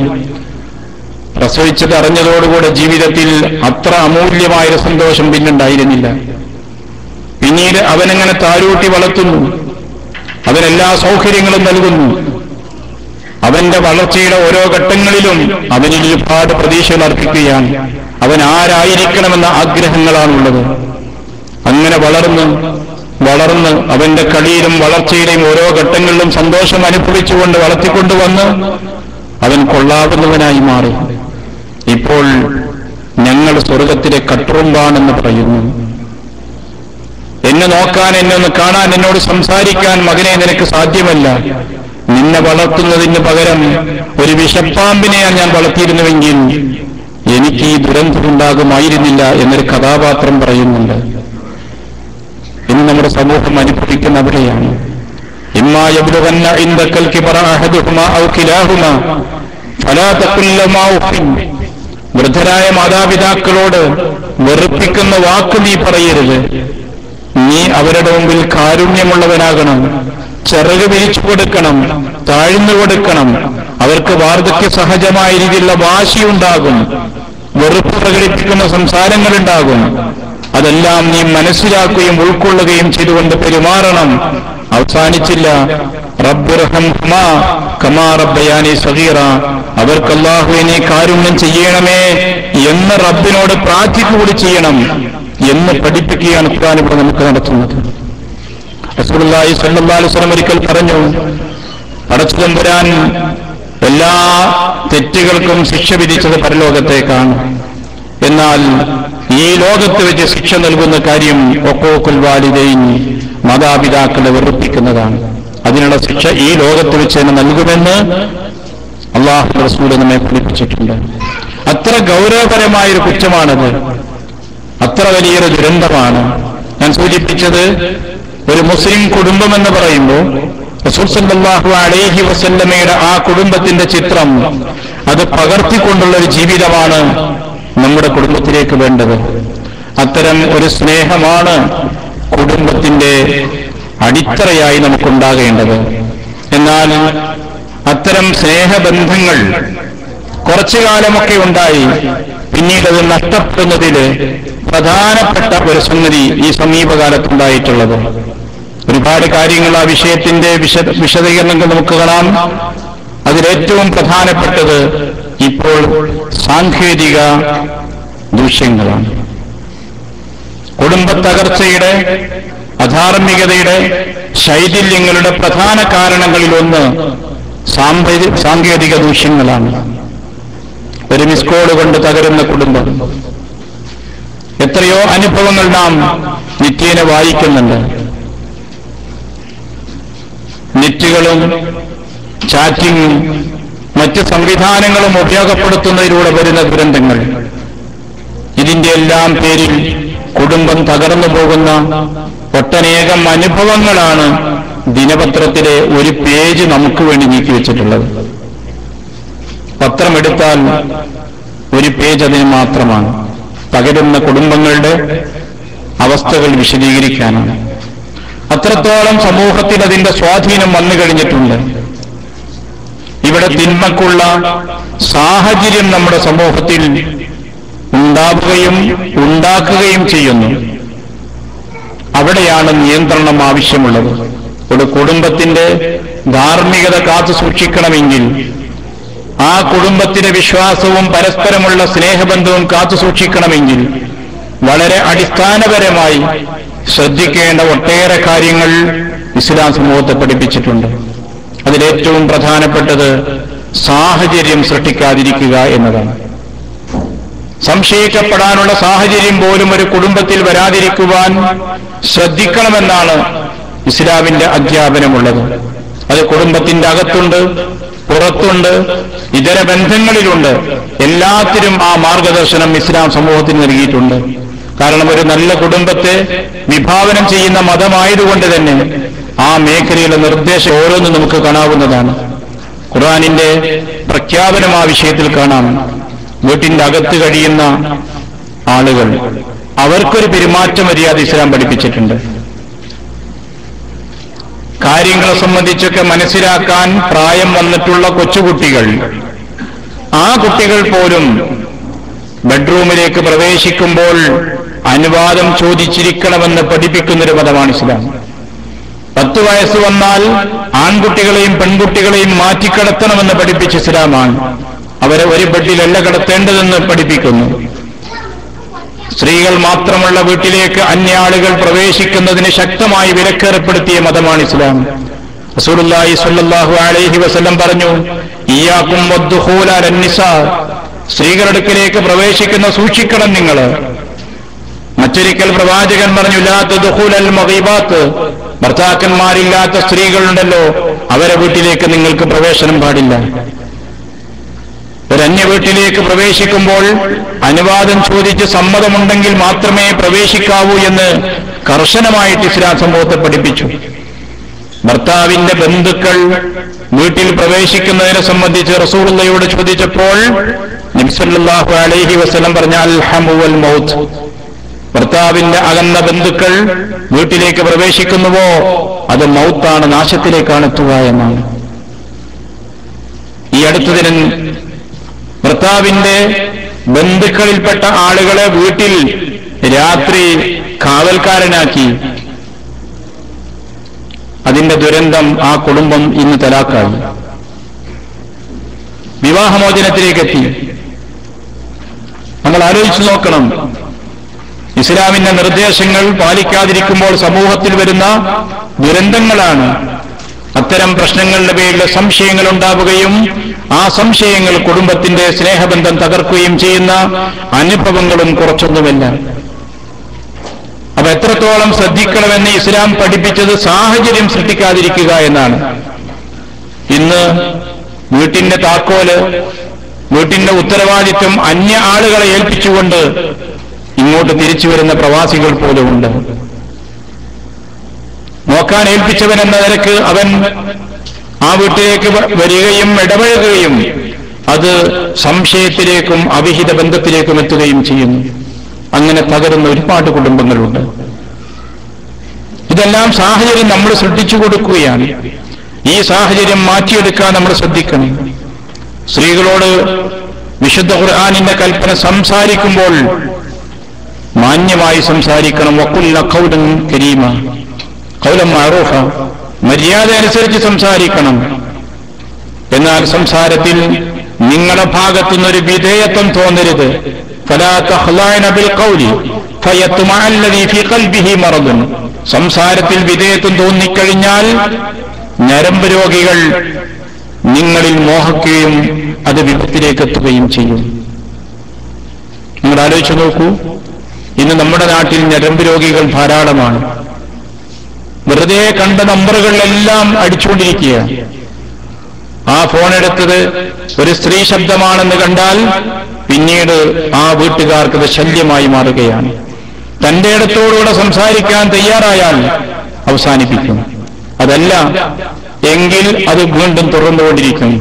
അത്തരം ബന്ധമാണ് പാലക്കാട് ജില്ലയിലെ മധ്യവയസ്കയായ ഒരു മുസ്ലിം സ്ത്രീ കൊല്ലപ്പെടാൻ കാരണമായത്. തൃശൂർക്കാരനായ ഒരു അമുസ്ലിം മിസ് കോൾ അടിച്ചതാണ്. ആ ബന്ധം ഒരു കുടുംബത്തിന്റെ പതനത്തിലേക്ക് എത്തി. അവന് വേണ്ടത് അവളുടെ മാംസം മാത്രമായിരുന്നില്ല, ആ ഉമ്മയുടെ ശരീരത്തിലെ മുഴുവൻ ആഭരണങ്ങളും അവന് ഉപയോഗപ്പെടുത്തി. തിരിച്ചു ചോദിച്ചതിന്റെ പേരിൽ അവരെ കൊല്ലുകയും ചെയ്തു. ഒറ്റപ്പെട്ട സംഭവമല്ല സൂചിപ്പിക്കുന്നത്. അപ്പൊ അവിടെയാണ് ഇസ്ലാം പറഞ്ഞ സംസ്കാരം നമ്മളെ പഠിപ്പിക്കുന്നത്. അന്യ ആളുകളോട് സംസാരിക്കുമ്പോൾ മര്യാദക്ക് സംസാരിക്കുക, കൊഞ്ചിക്കുഴഞ്ഞാവരുത്. സംസാരത്തിൽ നിങ്ങൾക്ക് എന്തോ ഒരു വിധേയത്വമുണ്ട് എന്ന് തോന്നിപ്പോകരുത്. അതെല്ലാം അപകടത്തിലേക്ക് എത്തിക്കുമെന്ന് സമൂഹത്തെ പഠിപ്പിച്ചു. ഇങ്ങനെ നമ്മുടെ വീട്ടിന്റെ അകത്തളങ്ങളിലും ആളുകളോട് സംസാരിക്കുന്നതിലും പാലിക്കേണ്ട മര്യാദകൾ മാത്രമല്ല, പുറത്തിറങ്ങിപ്പോകുന്ന സ്ത്രീകളോട് ഇസ്ലാം പഠിപ്പിച്ച ഒരുപാട് മര്യാദകളുണ്ട്. ഇന്ന് സ്ത്രീകൾക്ക് നേരെ നടക്കുന്ന കയ്യേറ്റത്തെക്കുറിച്ച് വളരെ ഗൗരവമായ ചർച്ച നടക്കുന്ന കാലമാണ്. ആ കയ്യേറ്റം വരുന്നതിന്റെ ഒരു കാരണക്കാർ സ്ത്രീകൾ തന്നെയാണെന്ന വിഷയത്തിൽ തർക്കമുണ്ടാകാൻ സാധ്യതയില്ല. ഒരു മുസ്ലിം സ്ത്രീയെ സംബന്ധിച്ചിടത്തോളം അതിൽ നിന്ന് സുരക്ഷയ്ക്ക് വേണ്ട നിർദ്ദേശങ്ങൾ ഇസ്ലാം പഠിപ്പിച്ചു. വഖർന ഫീ ബുയൂതികുന്ന വലാ തബറജ്ന തബറുജൽ ജാഹിലിയ്യത്തിൽ ഊല. ജാഹിലിയ സംസ്കാരം സൗന്ദര്യം പ്രകടിപ്പിക്കുന്ന രീതിയിലാണ്. ആ സൗന്ദര്യ പ്രകടനം നിങ്ങൾക്കുണ്ടാവരുത്. വീട്ടിന്റെ അകത്താണോ അടങ്ങി ഒതുക്കത്തോടെ നിങ്ങൾ കഴിയണം. വീട്ടിൽ നിന്ന് പുറത്തു പോകുന്നുവോ നിങ്ങൾ സൗന്ദര്യം പ്രകടിപ്പിക്കാതിരിക്കണം. ജാഹിലിയ കാലത്തെ സ്ത്രീകളെ സംബന്ധിച്ച് മുഫസ്സിറുകൾ രേഖപ്പെടുത്തിയിട്ടുണ്ട്. തലയിൽ അവർ ശിരോവസ്ത്രം ധരിക്കും, പക്ഷെ അത് ശരീരത്തിന്റെ പിന്നിലേക്കിടും. അതുകൊണ്ട് മാറിടം, കഴുത്ത്, കാതിലുള്ള ആഭരണങ്ങൾ ഇവയെല്ലാം തെളിഞ്ഞു കാണും. അതായിരുന്നു അന്നത്തെ സമൂഹം. പക്ഷേ ഇസ്ലാം സമൂഹത്തോട് പറഞ്ഞതോ നിങ്ങൾ നിങ്ങളുടെ മാറിടത്തിനൊരു കർട്ടനിടണം. ആ രൂപത്തിലാണ് മക്കനെ ധരിക്കേണ്ടതെന്ന് സമൂഹത്തെ പഠിപ്പിച്ചു. നമ്മുടെ സമൂഹം, മുസ്ലിം സമൂഹം പോലും പർദ്ദ ധരിക്കുന്നുണ്ട്, എന്നാൽ മക്കനെ പിന്നിലേക്ക് പിടിച്ചു കെട്ടുകയാണ്. എങ്കിലേ ആ കഴുത്തിലുള്ള ആഭരണവും കാതിൽ നിറഞ്ഞു നിൽക്കുന്ന ആഭരണവുമെല്ലാം മറ്റുള്ള ആളുകളുടെ മുമ്പിൽ കാണാൻ സാധിക്കുകയുള്ളൂ. ഇങ്ങനെ ഒരു പ്രദർശനത്തിന്റെ സംസ്കാരം സമൂഹത്തിൽ വന്നു. അർദ്ധനഗ്നകളായി നടക്കുന്നു, ശരീരം പ്രകടിപ്പിക്കുന്നു. പർദ്ദ ധരിച്ചവരോ ബോഡി ഫിറ്റ് പർദ്ദ, ശരീരത്തിന്റെ മുഴുവൻ നിമ്മോന്നതികളും തെളിഞ്ഞു കാണുന്ന രൂപത്തിൽ. അല്ലാഹു റസൂല് ആക്ഷേപിച്ചു പറഞ്ഞതും ഗൗരവപരമായി താക്കീത് ചെയ്തിട്ടുള്ള കാര്യങ്ങൾ മുസ്ലിം സ്ത്രീകൾ പോലും പലപ്പോഴും ശ്രദ്ധിക്കുന്നില്ല. സൂചിപ്പിച്ചത് പുറത്തിറങ്ങിപ്പോകുന്ന സന്ദർഭത്തിൽ ഒരു സ്ത്രീ പാലിക്കേണ്ട മര്യാദകൾ, വേഷവിധാനങ്ങൾ, അച്ചടക്കങ്ങൾ കൃത്യമായും ഇസ്ലാം പഠിപ്പിച്ചു. എന്തിന്?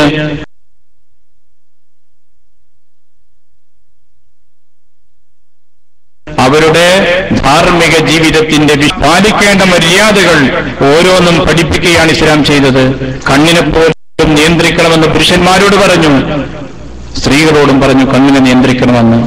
കാമാർത്ഥമായ കണ്ണുമായിട്ടല്ല നീ നോക്കേണ്ടത്, നിയന്ത്രിച്ചുകൊണ്ടുള്ള നോട്ടമാണ് നിനക്കുണ്ടാകേണ്ടത് എന്ന് കൃത്യമായി നമ്മളെ പഠിപ്പിച്ചു. ഞാൻ സൂചിപ്പിച്ചത്, ഇന്നത്തെ കുടുംബ സംവിധാനത്തിൽ സദാചാരം നിലനിൽക്കണമെങ്കിൽ ഇത്തരം സദാചാരത്തിന് വേണ്ടി പഠിപ്പിച്ച നിർദ്ദേശങ്ങളുണ്ട്, മാർഗദർശനങ്ങളുണ്ട്. അത് നമ്മുടെ വീട്ടിന്റെ അകത്തും പുറത്തും പാലിക്കേണ്ടതുണ്ട്. പക്ഷെ പഴയ കാലത്തിൽ നിന്ന് ഇന്ന് ചില മാറ്റങ്ങളുണ്ട്. മുമ്പ് നമ്മുടെ വീട്ടിന്റെ പുറത്തുനിന്നുണ്ടാകുന്ന പ്രശ്നങ്ങളാണ് കുടുംബത്തെ ബാധിച്ചിരുന്നത്. ഇന്ന് വീട്ടിന്റെ അകത്തളത്തിലാണ് അധാർമികതക്കുള്ള കാരണങ്ങളുള്ളത്. നമ്മുടെ ആളുകളോടൊക്കെ നമ്മൾ ചോദിച്ചു നോക്കൂ, നിനക്ക് എത്ര സുഹൃത്തുക്കളുണ്ടെന്ന് ചോദിച്ചാൽ ഒരാൾക്കുള്ള സുഹൃത്തിന്റെ എണ്ണം വളരെ പരിമിതമായ സുഹൃത്തുക്കളാണ്. പക്ഷേ ഫേസ്ബുക്കിൽ അവന്റെ സുഹൃത്തുക്കൾ 1000-ങ്ങളും 2000-വും 3000-വും ഒക്കെയാണ്. ചെറിയൊരു കൊച്ചുകുട്ടിയോട് ചോദിച്ചാൽ പോലും അവനുമുണ്ട് 200-ഉം 300-ഉം ഒക്കെ ഫ്രണ്ട്സ് ഫേസ്ബുക്കുകളിൽ. അത്രമാത്രം നെറ്റിലും ആധുനിക സംവിധാനങ്ങളുമൊക്കെ ഉപയോഗിക്കുന്നൊരു ഘട്ടത്തിലാണ് നമ്മളുള്ളത്. ഈ മീഡിയകൾ ഉപയോഗപ്പെടുത്തുന്ന അതേ സമയത്ത് അതുകൊണ്ടുണ്ടാകുന്ന സാങ്കേതിക ദൂഷ്യങ്ങൾ കുടുംബങ്ങളെ തകർക്കുന്നുണ്ട്. ആ സാങ്കേതിക ദൂഷ്യങ്ങൾ നമ്മുടെ കുടുംബത്തിന്റെ ധാർമ്മികതയെയും സംസ്കാരത്തെയും നശിപ്പിക്കുന്നുണ്ട്. അവിടെയാണ് നമുക്ക് വളരെ ശക്തമായ രീതിയിലുള്ള നിയന്ത്രണം ആവശ്യമായിട്ട് വരുന്നത്. വളരെ ഗൗരവത്തോടുകൂടെ നമ്മൾ കാണേണ്ട ഒരു മേഖലയാണത്. പലപ്പോഴും വിദ്യാഭ്യാസപരമായി ഉയർന്ന നിലവാരത്തിലെത്തുമ്പോൾ രക്ഷിതാക്കൾ മക്കൾക്ക് കൊടുക്കുന്ന പ്രധാനപ്പെട്ട സംഭാവന ഒരു ലാപ്ടോപ്പാണ്. അത് അവന്റെ സ്വകാര്യ മുറിയിൽ കൊണ്ടുപോയി നിക്ഷേപിക്കും. അർദ്ധരാത്രി വരെ ഇരുന്ന് വായിക്കുകയും പഠിക്കുകയും ചെയ്യുന്ന കുട്ടിയെക്കുറിച്ച് വലിയ പ്രതീക്ഷയാണ് നമുക്കുണ്ടാവുക. പക്ഷേ അവൻ പഠനമല്ല നടത്തുന്നതെന്ന് തിരിച്ചറിയുന്നത് അവന്റെ പരീക്ഷാ റിസൾട്ട് നമ്മുടെ കയ്യിൽ കിട്ടുമ്പോഴാണ്. വളരെ പുറകിലേക്ക് പോയിട്ടുണ്ട്. എന്തേ കാരണം അന്വേഷിക്കുമ്പോഴാണ് അറിയുന്നത് അവൻ കൗമാരത്തിന്റെ ദൂഷ്യവലയങ്ങളിൽ അകപ്പെട്ടിട്ടുണ്ട് എന്നുള്ളത്. അത്തരം അപകടകരമായ സാഹചര്യം ഇന്ന് സമൂഹത്തിൽ ഉണ്ടാകുന്നുണ്ട്. അതുകൊണ്ട് തന്നെ ശക്തമായൊരു നിയന്ത്രണം ഈ വിഷയത്തിൽ നമ്മുടെ വീടുകളിൽ ഉണ്ടായിരിക്കണം. കുടുംബക്കാർ ഒരുമിച്ചിരുന്ന് കാണുന്ന കുടുംബ സീരിയലുകളിൽ പോലും പലപ്പോഴും ഒരുമിച്ച് ഇരുന്ന് കാണാൻ കൊള്ളാവുന്നതല്ല ഉണ്ടാകുന്നത്. സ്ത്രീ എന്നാൽ ശരീരമാണ്. ശരീരത്തോട് ചേർത്ത് പറയുന്ന വാക്കെടുത്തത് എന്താണ്? ലൈംഗികതയാണ്.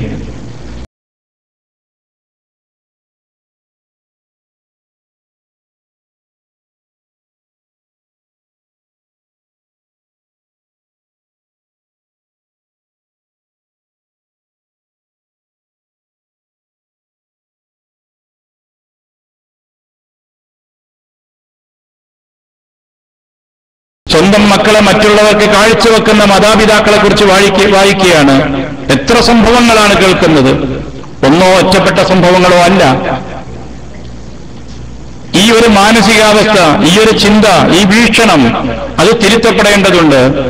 സ്ത്രീ അവൾ മനുഷ്യനാണ്, അവൾക്ക് ആത്മാവുണ്ട്, അവൾ സഹോദരിയാണ്, അവൾ മാതാവാണ്.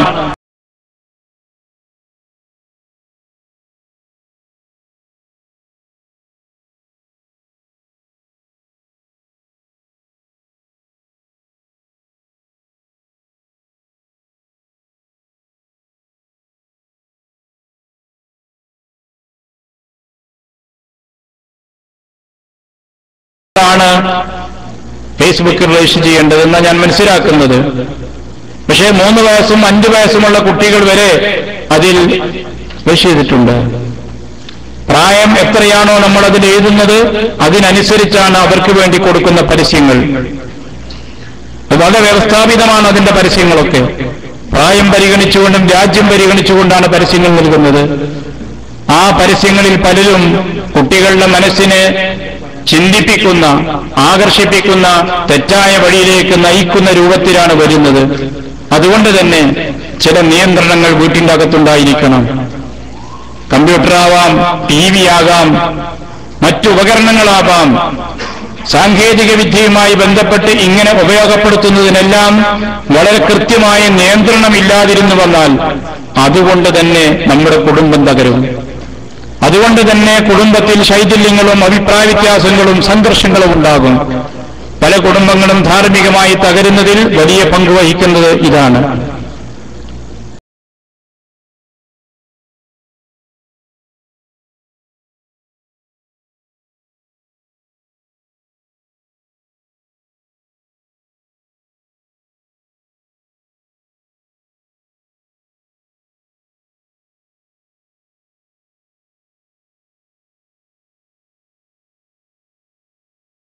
ചോദിക്കണം, നീ എന്ത് ഉപയോഗപ്പെടുത്തി, എന്താണ് ചെയ്തിട്ടുള്ളത് എന്ന് ഇടയ്ക്കൊക്കെ ചോദിക്കണം. ഒരു കണ്ണ് എപ്പോഴും അവിടെ ഉണ്ടാകുമെന്നുള്ള തോന്നൽ കുട്ടികളുടെ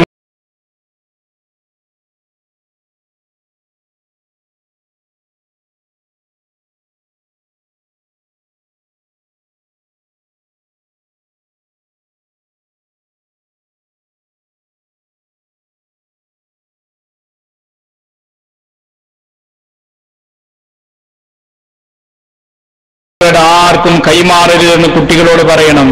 കുട്ടികൾ നിഷ്കളങ്കരാണ്. ആ നിഷ്കളങ്കമായ മനസ്സിനെ ചൂഷണം ചെയ്യാൻ ഒരു പ്രയാസവുമില്ല. പാസ്വേഡ് ചോദിച്ചാൽ അവരെയും കൊടുക്കും. കാരണം അവരെ ഫ്രണ്ടല്ലേ ചോദിച്ചത്, ഫ്രണ്ട്സിന് കൊടുക്കും. ആ പാസ്വേഡ് കിട്ടിക്കഴിഞ്ഞാൽ പിന്നീട് അവര് ഫോർവേഡ് ചെയ്യുന്നത് അത്രയും അശ്ലീലമുള്ളതും വളരെ മോശമായത്.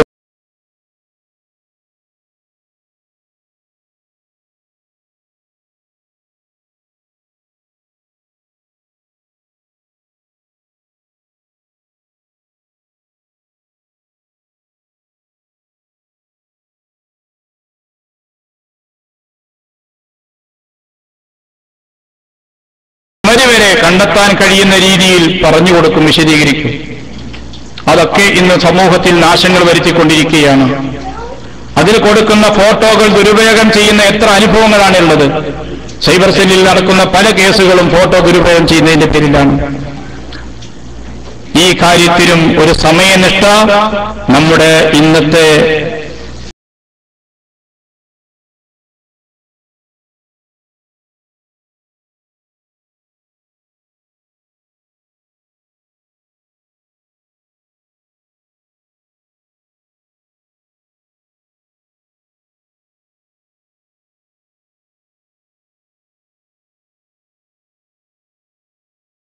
ോട് ചാറ്റ് ചെയ്യാനും സംസാരിക്കാനും മണിക്കൂറുകൾ ഉപയോഗിച്ചാലും നമുക്ക് ക്ഷീണമില്ല.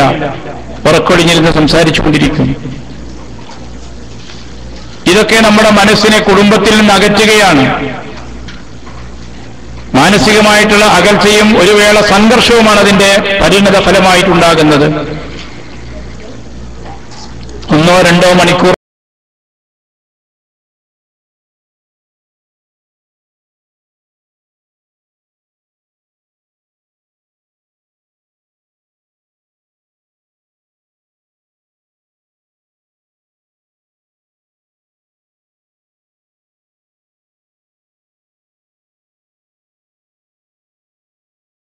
ചൈതന്യമാകുന്നു, ധാർമ്മികമായി തകരുന്നു, വലിയ അപകടത്തിലെത്തുന്നു. നമുക്കൊക്കെ ഒരഭിപ്രായമുണ്ട്, നമ്മളെ വീട്ടുകാർ, എന്റെ മക്കൾ അങ്ങനെ ആവില്ല, എന്റെ കുടുംബവും എന്റെ മക്കളൊന്നും അത്തരത്തിലായിരിക്കില്ല എന്നൊരു കാഴ്ചപ്പാട് നമുക്കുണ്ട്. പക്ഷേ നമ്മൾ കരുതിയിരുന്നില്ലെങ്കിൽ നമ്മുടെ മക്കൾ നമ്മുടേതല്ലാതായി മാറും. അതിന്റെ ദൂഷ്യങ്ങളാണ് ഇന്ന് പല കുടുംബങ്ങളും അനുഭവിച്ചുകൊണ്ടിരിക്കുന്നത്.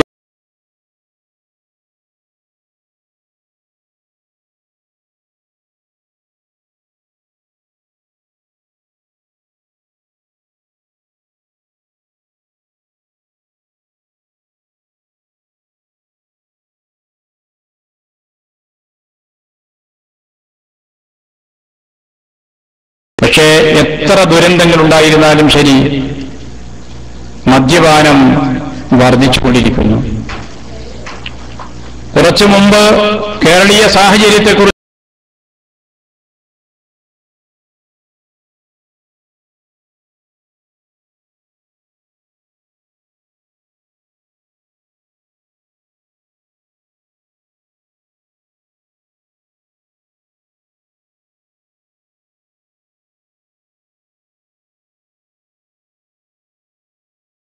ജീവിക്കുന്നത്.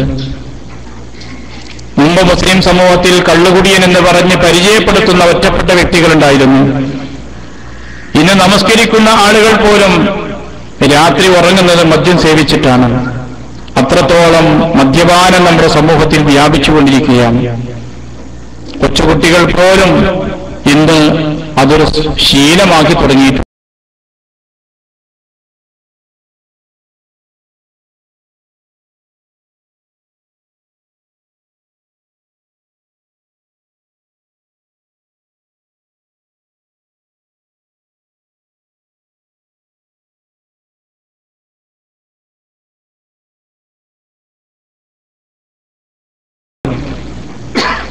അത് മൂന്നും മുസ്ലിം തറവാട്ടിലെ മക്കളാണ്. കൊള്ളാവുന്ന അറിയപ്പെടുന്ന കുടുംബത്തിന്റെ സന്തതികളാണ്. നിങ്ങളെ മക്കൾ അങ്ങനെ ചെയ്യില്ല എന്ന് അവകാശപ്പെടാൻ സന്ദേഹം കാണിക്കുന്നവരുടെ കൂട്ടിൽ നിന്നാണ് ഇതൊക്കെയാണ് നമ്മുടെ നാട്ടിൽ അനുഭവപ്പെടുന്നത്. കുടുംബം തകരുന്നു, ആരോഗ്യം നശിക്കുന്നു, പ്രശ്നം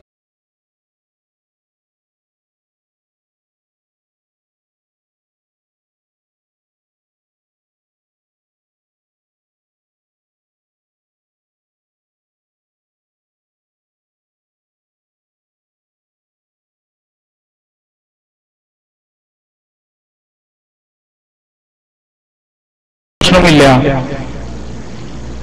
അങ്ങനെ നിങ്ങൾ ആലോചിച്ചു നോക്കൂ, മദ്യപാനികളുടെ സ്വഭാവം, ഈ ദുരന്തങ്ങളെല്ലാം വിളിച്ചു വരുത്തുന്ന സാമൂഹ്യദ്രോഹമുണ്ടാക്കുന്ന ഈ സംഗതി അത് നിരോധിക്കാൻ സർക്കാരിന് കഴിയില്ല. കാരണം സർക്കാരിന്റെ ഏറ്റവും മുഖ്യ വരുമാനതാണ്. കേരളത്തിലെ സർക്കാരിന്റെ വരുമാനത്തിന്റെ പ്രധാന ഭാഗം ഇതാണ്. അതുകൊണ്ട് തന്നെ അത് വിരോധിക്കുവാനുള്ള ഒരു ശ്രമവും സർക്കാർ ഉണ്ടാവുമെന്ന് പ്രതീക്ഷിക്കേണ്ടതില്ല. നിയമപരമായി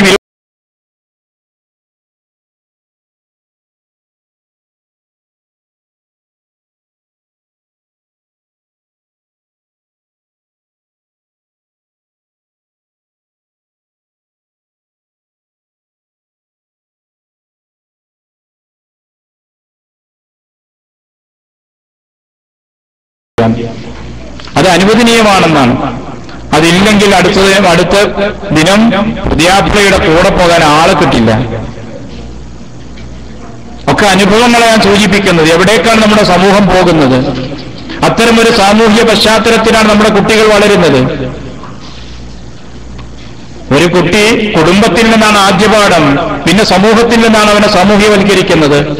സമൂഹം അവനെ സാമൂഹ്യവൽക്കരിക്കുന്നത് മദ്യത്തിന്റെയും എല്ലാവിധ ധാർമ്മിക ദൂഷ്യങ്ങളുടെയും വലയത്തിലാണ്. അങ്ങനെ വളർന്നു വരുന്ന ഒരു കുട്ടിക്ക് പിന്നെ എങ്ങനെയാണ് കൊള്ളാവുന്നത്?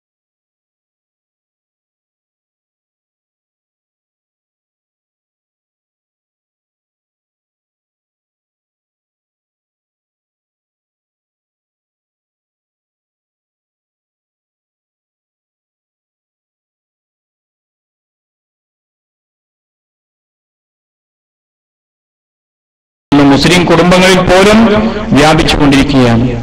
ഇതിൽ നിന്നൊക്കെ മോചനത്തിന് എന്താണ് പരിഹാരമുള്ളത്? മോചനത്തിനുള്ള പരിഹാരം മതപരമായ ബോധമുണ്ടാക്കുന്ന മേഖലകളുമായി അഭേദ്യ ബന്ധമുണ്ടാക്കുക.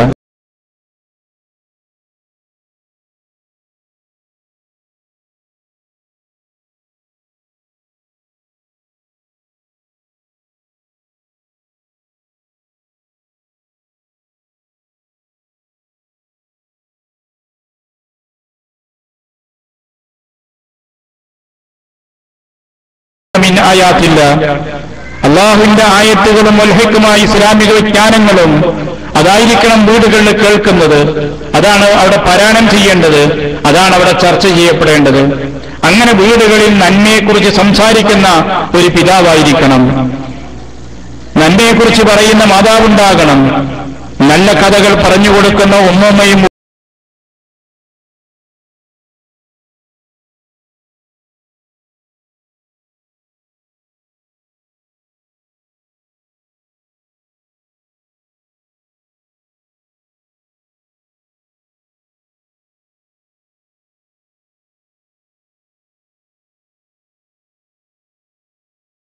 ാവരുത്.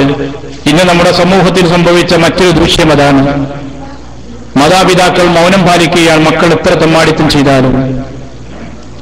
നമ്മൾ നമ്മൾ മക്കൾക്ക് നൽകുന്ന തർബിയത്ത് ആ രീതിയിലാകണം. അതല്ലെങ്കിൽ ധാർമ്മികമായി തകരും. പേരക്കുട്ടി ഒരു കാരക്കച്ചുള എടുത്ത് തിന്നുന്നു, അത് സക്കാത്തിന്റെ വിഹിതത്തിൽ നിന്നാണ്. നബി സല്ലല്ലാഹു അലൈഹി വസല്ലം ചെന്നിട്ട് തന്റെ പൗത്രന്റെ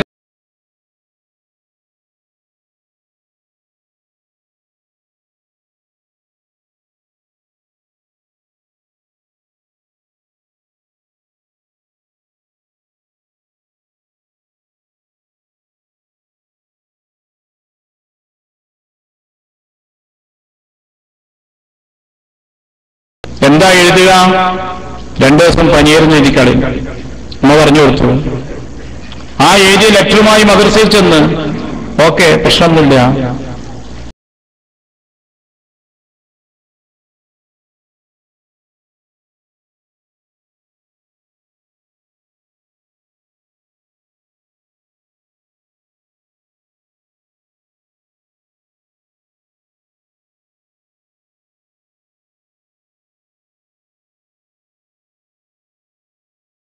വലുത് വാപ്പന്നെ വലുത്. വാപ്പല്ലേ കളവ് എഴുതാൻ പഠിപ്പിച്ച് എഴുതി തന്നത്. ആ ഒരു മോശമായ തർബീയത്ത് അവന് കിട്ടിയത് എവിടെ നിന്നാണ്? വീട്ടിൽ നിന്നാണ് കിട്ടിയത്. അതുകൊണ്ട് തന്നെ വീട്ടിന്റെ അകത്തളത്തിൽ ഇസ്ലാമികമായ തർബീയത്തുണ്ടാകണം.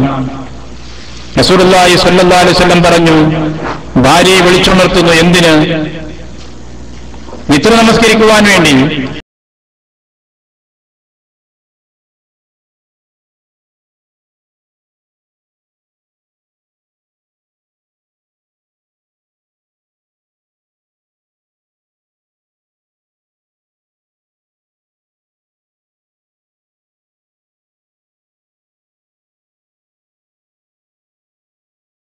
ഞാൻ അവസാനിപ്പിക്കുകയാണ്. ഒരു രാത്രി റസൂലുള്ളാഹി സ്വല്ലല്ലാഹു അലൈഹി വസല്ലം വീട്ടിൽ നിന്നിറങ്ങി. അല്പം കഴിഞ്ഞ് അബൂബക്കർ എത്തി, പിന്നീട് ഉമർ എത്തി.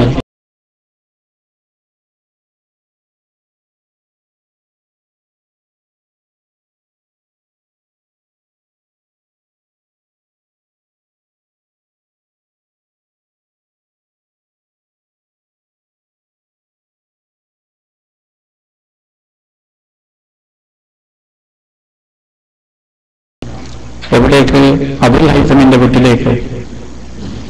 നബി സല്ലല്ലാഹു അലൈഹി വസല്ലമയുടെ ബന്ധു കൂടിയായ ബനു നജ്ജാർ ഗോത്രക്കാരനായ അബുൽ ഹൈസം കർഷകനാണ് മദീനത്ത്.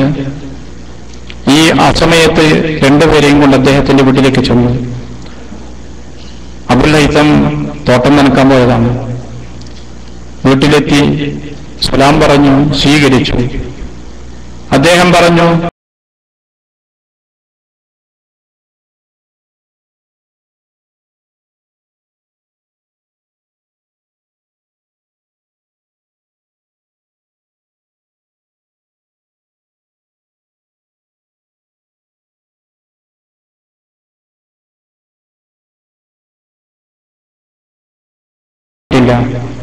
കഴിച്ചുകൊണ്ടിരിക്കുമ്പോൾ കത്തിയുമായി ഇറങ്ങിപ്പോകുന്ന കണ്ടു. റസൂലുള്ളാഹി പറഞ്ഞു, ഇയ്യാക വൽ ഹലൂബ്, കറവുള്ളതിന് അറക്കരുത്. ആടരത്ത് ഭക്ഷണമുണ്ടാക്കി. ഭക്ഷണം കഴിച്ചുകൊണ്ടിരുന്നപ്പോൾ റസൂലുള്ളാഹി പറഞ്ഞു, ഭക്ഷണമുണ്ടെങ്കിൽ അല്പം ഫാത്തിമക്ക് കൊടുത്തേക്കണം, അവൾ ഭക്ഷണം കഴിച്ചിട്ട് ദിവസങ്ങളായിരിക്കുന്നു എന്ന്. ഉടനെ തന്നെ അദ്ദേഹം അവർക്കുള്ള ഭക്ഷണം വീട്ടിലേക്ക് കൊടുത്തയച്ചു.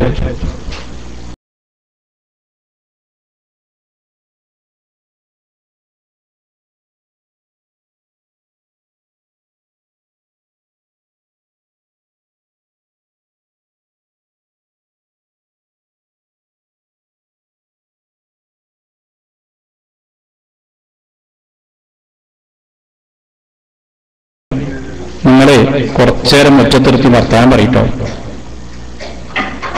അകത്ത് അടക്കം പറച്ചിലുകളായിരിക്കും. ഓഫാക്കത് ഓരോ നിട്ടേക്കത് ടി വി ഓഫാക്കാൻ പറയുണ്ടാവും. മുന്നിൽ വന്നു നോക്കുമ്പോ സ്ത്രീയുടെ മുഴുവൻ ശരീരവും കാണുന്ന മാസികകൾ നിരത്തിയിട്ടുണ്ടാവും. ഇതങ്ങോട്ടെടുത്ത് വെച്ച് ഇങ്ങോട്ടെടുത്ത് വെച്ച് അങ്ങനെയൊക്കെ വേണ്ടി അവസാനം മാത്രം ഇങ്ങോട്ട് കയറ്റാൻ പറ്റുള്ളൂ.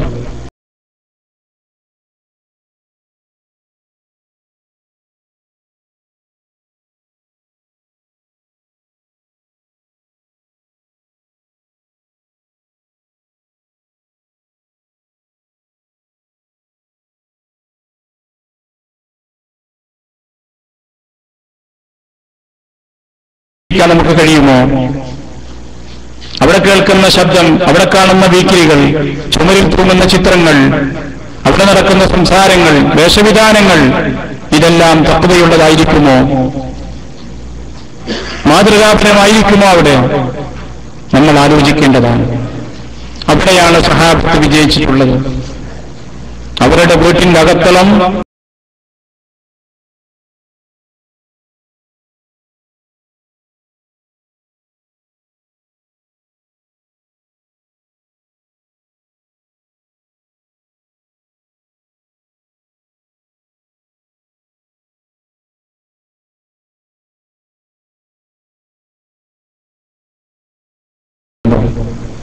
അത്തരമൊരു മാതൃകാപരമായ ജീവിതം നമ്മൾ സ്വീകരിച്ചാൽ നമ്മുടെ കുടുംബത്തിന് ധാർമ്മികതയുണ്ടാകും, ഭക്തിയുണ്ടാകും, നന്മയുണ്ടാകും.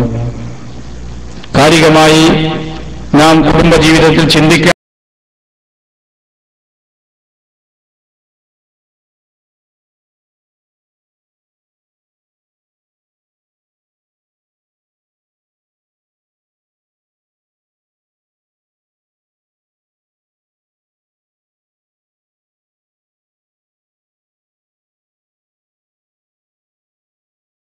ുള്ള പുതിയ നിർദ്ദേശങ്ങളും പുതിയ കാഴ്ചപ്പാടുകളും നമ്മൾ ഉണ്ടാക്കിയെടുക്കുകയും ചെയ്യണം. അങ്ങനെ നന്മ നിറഞ്ഞൊരു ധർമ്മബോധമുള്ളൊരു കുടുംബം നമുക്ക് രൂപപ്പെടുത്തിയെടുക്കാൻ കഴിയണം. പ്രപഞ്ചനാഥനായ അല്ലാഹു നമുക്കതിന് അനുഗ്രഹിക്കുമാറാകട്ടെ. വിശുദ്ധ ഖുർആനിന്റെ ഒരു പ്രാർത്ഥനയാണ് ഞാൻ ആമുഖമായി കേൾപ്പിച്ചത്. നല്ല മനുഷ്യന്മാരുടെ പ്രാർത്ഥന നമ്മൾ പഠിപ്പിച്ചതാണ്. റബ്ബനാ ഹബ് ലനാ മിൻ അസ്വാജിനാ വദുർരിയ്യാതിനാ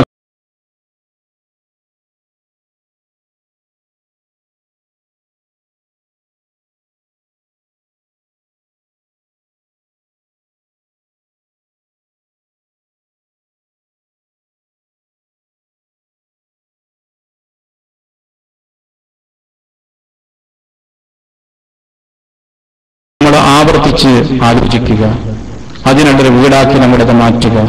അല്ലാഹു സുബ്ഹാനഹു വ തആല നമ്മെ എല്ലാം അനുഗ്രഹിക്കുമാറാകട്ടെ. അസ്സലാമു അലൈക്കും വറഹ്മത്തുള്ളാഹി.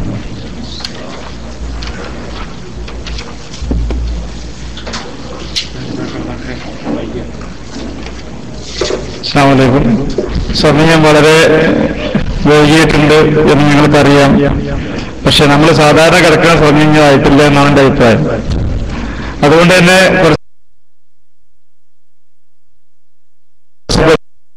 അദ്ദേഹത്തിന്റെ ജാലിയാത്തിലെ പ്രബോധന പ്രവർത്തനങ്ങളിൽ നിന്നെല്ലാം പിടിച്ച് വലിച്ചു കൊണ്ടുവന്നതാണ്.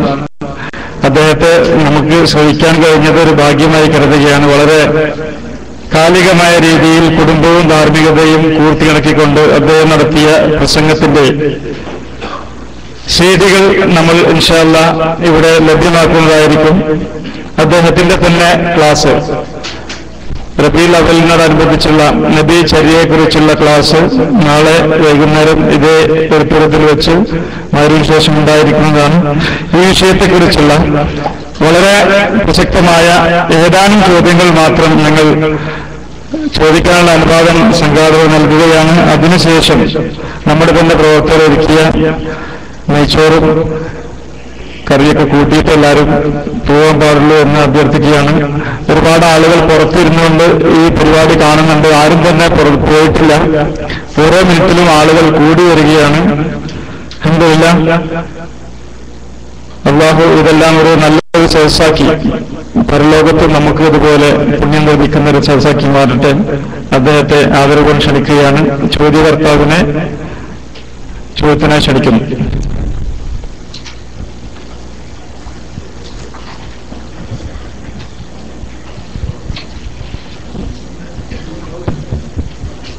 സ്ത്രീകൾക്കും ചോദ്യം ചോദിക്കാനുള്ള സൗകര്യം അവിടെ വോളണ്ടിയേഴ്സ് ചെയ്തു കൊടുക്കണം.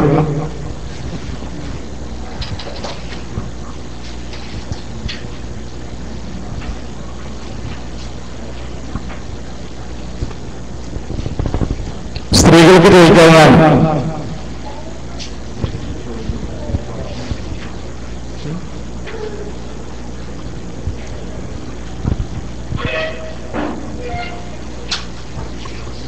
വിഷയത്തെക്കുറിച്ച് മാത്രമുള്ള എന്തെങ്കിലും സംശയം ഉണ്ടെങ്കിൽ മാത്രം ചോദിക്കുക, അല്ലെങ്കിൽ നമുക്ക് അടുത്ത പരിപാടിയിലേക്ക് കിടക്കാവുന്നതാണ്.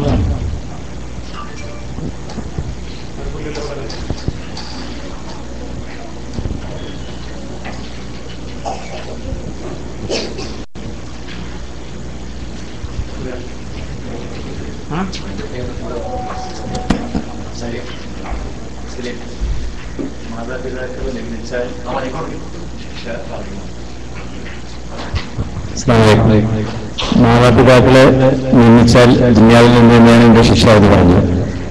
അവർക്ക് വേണ്ട ശുശ്രൂഷ നൽകിയാലുണ്ടാകുന്ന പ്രതിഫലം എന്നും കൂടെ പറഞ്ഞാൽ നന്നായിരുന്നു.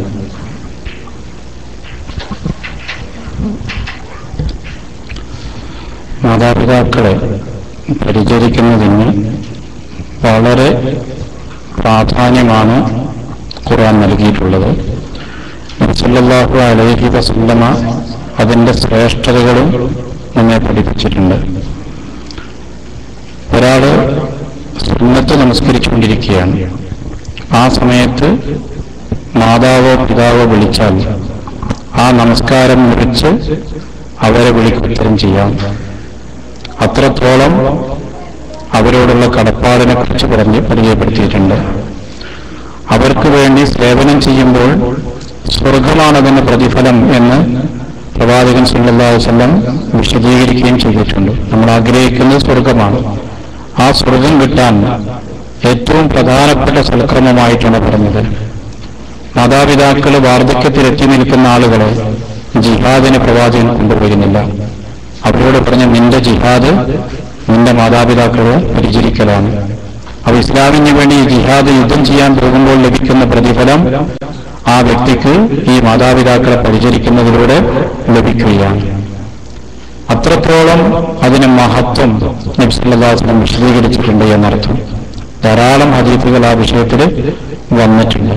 അപ്പൊ അതുകൊണ്ട് തന്നെ മാതാപിതാക്കളെ പരിചരിക്കുന്നത് കുറച്ച് ത്യാഗത്തോടെ ചെയ്യേണ്ടി വരും. എത്ര ത്യാഗത്തോടെ ചെയ്താലും അതൊരു പുണ്യകർമ്മമാണ് എന്നുള്ളത് മനസ്സിലാക്കണം. മാതാപിതാക്കളോട് കടപ്പാടെന്ന് മാത്രമല്ല, പടച്ചവന്റെ ഭാഗത്തു നിന്നുള്ള പുണ്യം കിട്ടുന്നൊരു കർമ്മമാണെന്ന് മനസ്സിലാക്കിക്കൊണ്ട് പരിചരിക്കാൻ തയ്യാറാവുക എന്നാണ്. അങ്ങനെ ചെയ്യും ആ മാനസികാവസ്ഥ നമുക്കുണ്ടാകുമ്പോഴാണ് അവരെ പരിചരിക്കുന്നതിൽ ഒരു പ്രയാസവുമില്ലാതിരിക്കുക. മറിച്ച് ആളുകൾ ചിലപ്പോൾ ചെയ്യും, എന്തുകൊണ്ട് സമൂഹം എന്ത് പറയും, ആളുകൾ എന്ത് കുറ്റപ്പെടുത്തും എന്നൊക്കെയുള്ള ചിന്തയുടെ പേരിൽ, അതല്ലെങ്കിൽ പരിചരിച്ചാൽ കിട്ടാൻ പോകുന്ന അനന്തരാവകാശം ആലോചിച്ചുകൊണ്ട്, ഇങ്ങനെയൊന്നുമല്ലാതെ അള്ളാഹുവിൽ നിന്ന് പുണ്യം കിട്ടുന്ന ഒരു കാര്യമാണ് എന്ന് മനസ്സിലാക്കിക്കൊണ്ട് അവരെ പരിചരിക്കാൻ സാധിക്കുക എന്നതാണ് ഏറ്റവും പ്രധാനം. അതിന് ലഭിക്കുന്ന മഹത്തായ പ്രതിഫലം പ്രത്യേകിച്ച് വാഗ്ദത്തം ചെയ്തിട്ടുണ്ട്. അത് സ്വർഗം തന്നെയാണ് ലഭിക്കുക. അവരുടെ പ്രാർത്ഥന, ഇത്തരം സന്ദർഭങ്ങളിൽ മാതാപിതാക്കൾ മക്കൾക്ക് വേണ്ടി നടത്തുന്ന പ്രാർത്ഥന അത് പടച്ചവൻ സ്വീകരിക്കുമെന്ന കാര്യത്തിലും ഒരു സംശയമില്ല. അതേസമയത്ത് മാതാപിതാക്കൾ കുറ്റത്തിന് ആക്ഷേപിച്ചുകൊണ്ട് അള്ളാഹുവിന് നാശം നൽകണേ എന്ന് മനസ്സറിഞ്ഞ് പറഞ്ഞു പോയാൽ അത് തിരസ്കരിക്കപ്പെടാത്ത പ്രാർത്ഥനയായിരിക്കുമെന്നും പ്രവാചകൻ സല്ലല്ലാഹു അലൈഹി വസല്ലം താക്കീതായി പഠിപ്പിക്കുകയും ചെയ്തിട്ടുണ്ട്. അപ്പൊ അത്രയും പുണ്യം മാതാപിതാക്കളെ പരിചരിക്കുന്ന കാര്യത്തിലുണ്ട്. അതിനെ മഹത്വം മനസ്സിലാക്കിക്കൊണ്ടത് ചെയ്യണം. അതാണ് നമുക്ക് സാധിക്കേണ്ടത്. സ്ത്രീകളെ മാത്രം ഒരു ചോദ്യം എഴുതിയിട്ടുണ്ട്, അത് വായിക്കണം. ഭാര്യയ്ക്ക് ഭർത്താവിന്റെ മാതാപിതാക്കളെ പരിചരിക്കൽ നിർബന്ധമാണ്. ഭാര്യയെ സംബന്ധിച്ചിടത്തോളം അവരുടെ പ്രഥമ കടമ ഭർത്താവിനോടാണ്. ഭർത്താവിന്റെ മാതാപിതാക്കളെ പരിചരിക്കുക എന്നുള്ളത് അവരുടെ ബാധ്യതയല്ല. പക്ഷേ ഓരോ പ്രദേശങ്ങളിലും ഇത്തരം കാര്യങ്ങളിലൊക്കെ ഒരു മഅറൂഫുണ്ട്, ഒരു സമ്പ്രദായമുണ്ട്, നാട്ടിൽ സ്വീകരിച്ചു വരുന്ന നിലപാട്. ആ നിലപാടനുസരിച്ചാണ് അതിന്റെ മതവിധി വരുന്നത്. പിന്നെ ഭർത്താവിന്റെ മാതാപിതാക്കളെ പരിചരിക്കുമ്പോൾ വൃദ്ധരായ ആളുകളെ പരിചരിക്കുന്നു എന്നുള്ളതും ഭർത്താവിന്റെ മാതാപിതാക്കൾ എന്ന ബന്ധം പരിഗണിക്കുകയും ചെയ്തുകൊണ്ട് ചെയ്യുമ്പോൾ അതിന്റെ പുണ്യവും കിട്ടുന്നുണ്ട്. അതാണ് ആ വിഷയമായി സൂചിപ്പിക്കാനുള്ളത്. നമ്മുടെ നാട്ടിന്റെ സമ്പ്രദായം അനുസരിച്ച് ഭർത്താവിന്റെ വീട് അത് മാതാപിതാക്കളുടെ വീടും കൂടിയായിരിക്കും മിക്കവാറും. ഇന്നത്തെ സമ്പ്രദായത്തിൽ അങ്ങനെയാണ്. പക്ഷെ അണുകുടുംബം വന്നപ്പോൾ കുറച്ച് മാറ്റം ആ വിഷയത്തിൽ വന്നിട്ടുണ്ട്. അപ്പൊ ആ ഒരു സംവിധാനമുള്ള കാലങ്ങളിൽ വൃദ്ധരായ അവരെ പരിചരിക്കേണ്ട ബാധ്യത ഈ മകനുണ്ട്. മകന്റെ കൂടെ ആ വിഷയത്തിൽ സഹകരിക്കേണ്ട ബാധ്യത മരുമകൾക്കുമുണ്ട്. ഇതാണ് ആ വിഷയത്തിൽ ബന്ധപ്പെട്ട് സൂചിപ്പിക്കുന്നത്. സ്ത്രീകൾക്ക് ചോദിക്കാം, ആർക്കെങ്കിലും ചോദിക്കാനുണ്ടെങ്കിൽ.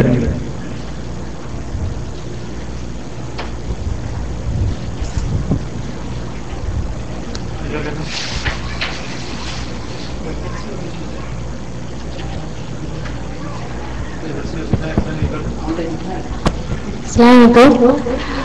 ഒരു സ്ത്രീ ഏറ്റവും കടപ്പെട്ടിരിക്കുന്നത് അവരുടെ ഭർത്താവിനോടെന്ന് മനസ്സിലാക്കാൻ സാധിച്ചു. അപ്പോ ആ ഭർത്തൃപിതാവിന് ഈ കുടുംബത്തിന്റെ സാമീപ്യം ആവശ്യമാണെന്ന് അറിയിച്ചു കഴിഞ്ഞാൽ ആ സ്ത്രീ പിന്നെ ഭർത്താവിന്റെ കൂടെ നിൽക്കുന്നതാണ് ഉത്തമം, അതോ ആ ഭർത്തൃപിതാവിനെ പരിചരിക്കുന്നതിന് വേണ്ടിയിട്ട് ഇവിടെ നിൽക്കുന്ന സാഹചര്യത്തിലാണ് ചോദിക്കുന്നത്, നാട്ടിലേക്ക് പോകുന്നതാണ് ഉത്തമം? ഇദ്ദ ആചരിക്കുന്ന ഒരു സ്ത്രീയെ സംബന്ധിച്ചിടത്തോളം ഇസ്ലാമിക നിയമം ആ ഭർത്താവിന്റെ വീട്ടിൽ അവൾ കഴിയണം എന്നതാണ്. ഇദ്ദ ഉദ്ദേശിക്കുന്നത് ഭർത്താവിന്റെ മരണാനന്തരമുള്ള ഇദ്ദ ആയിരിക്കുമല്ലോ. ഇദ്ദയല്ല, ജിദ്ദല്. ശരി, അങ്ങനെ അത് ഭർത്തൃപിതാവിനെ പരിചരിക്കുന്നതിന് വേണ്ടി നാട്ടിലേക്ക് പോകുന്നതാണോ ഉത്തമം, അതല്ല ഭർത്താവിന്റെ കൂടെ എവിടെ വെച്ചതാണോ? അതെ, അതാണ് ചോദ്യം. അങ്ങനെ ഇദ്ദയാന്ന് ചോദിക്കും. അപ്പൊ അങ്ങനെ അതാണ് ചോദ്യമെങ്കിൽ അവിടെ ഭർത്താവിനാണ് പ്രഥമ പരിഗണന ഭർത്താവിനാണ്.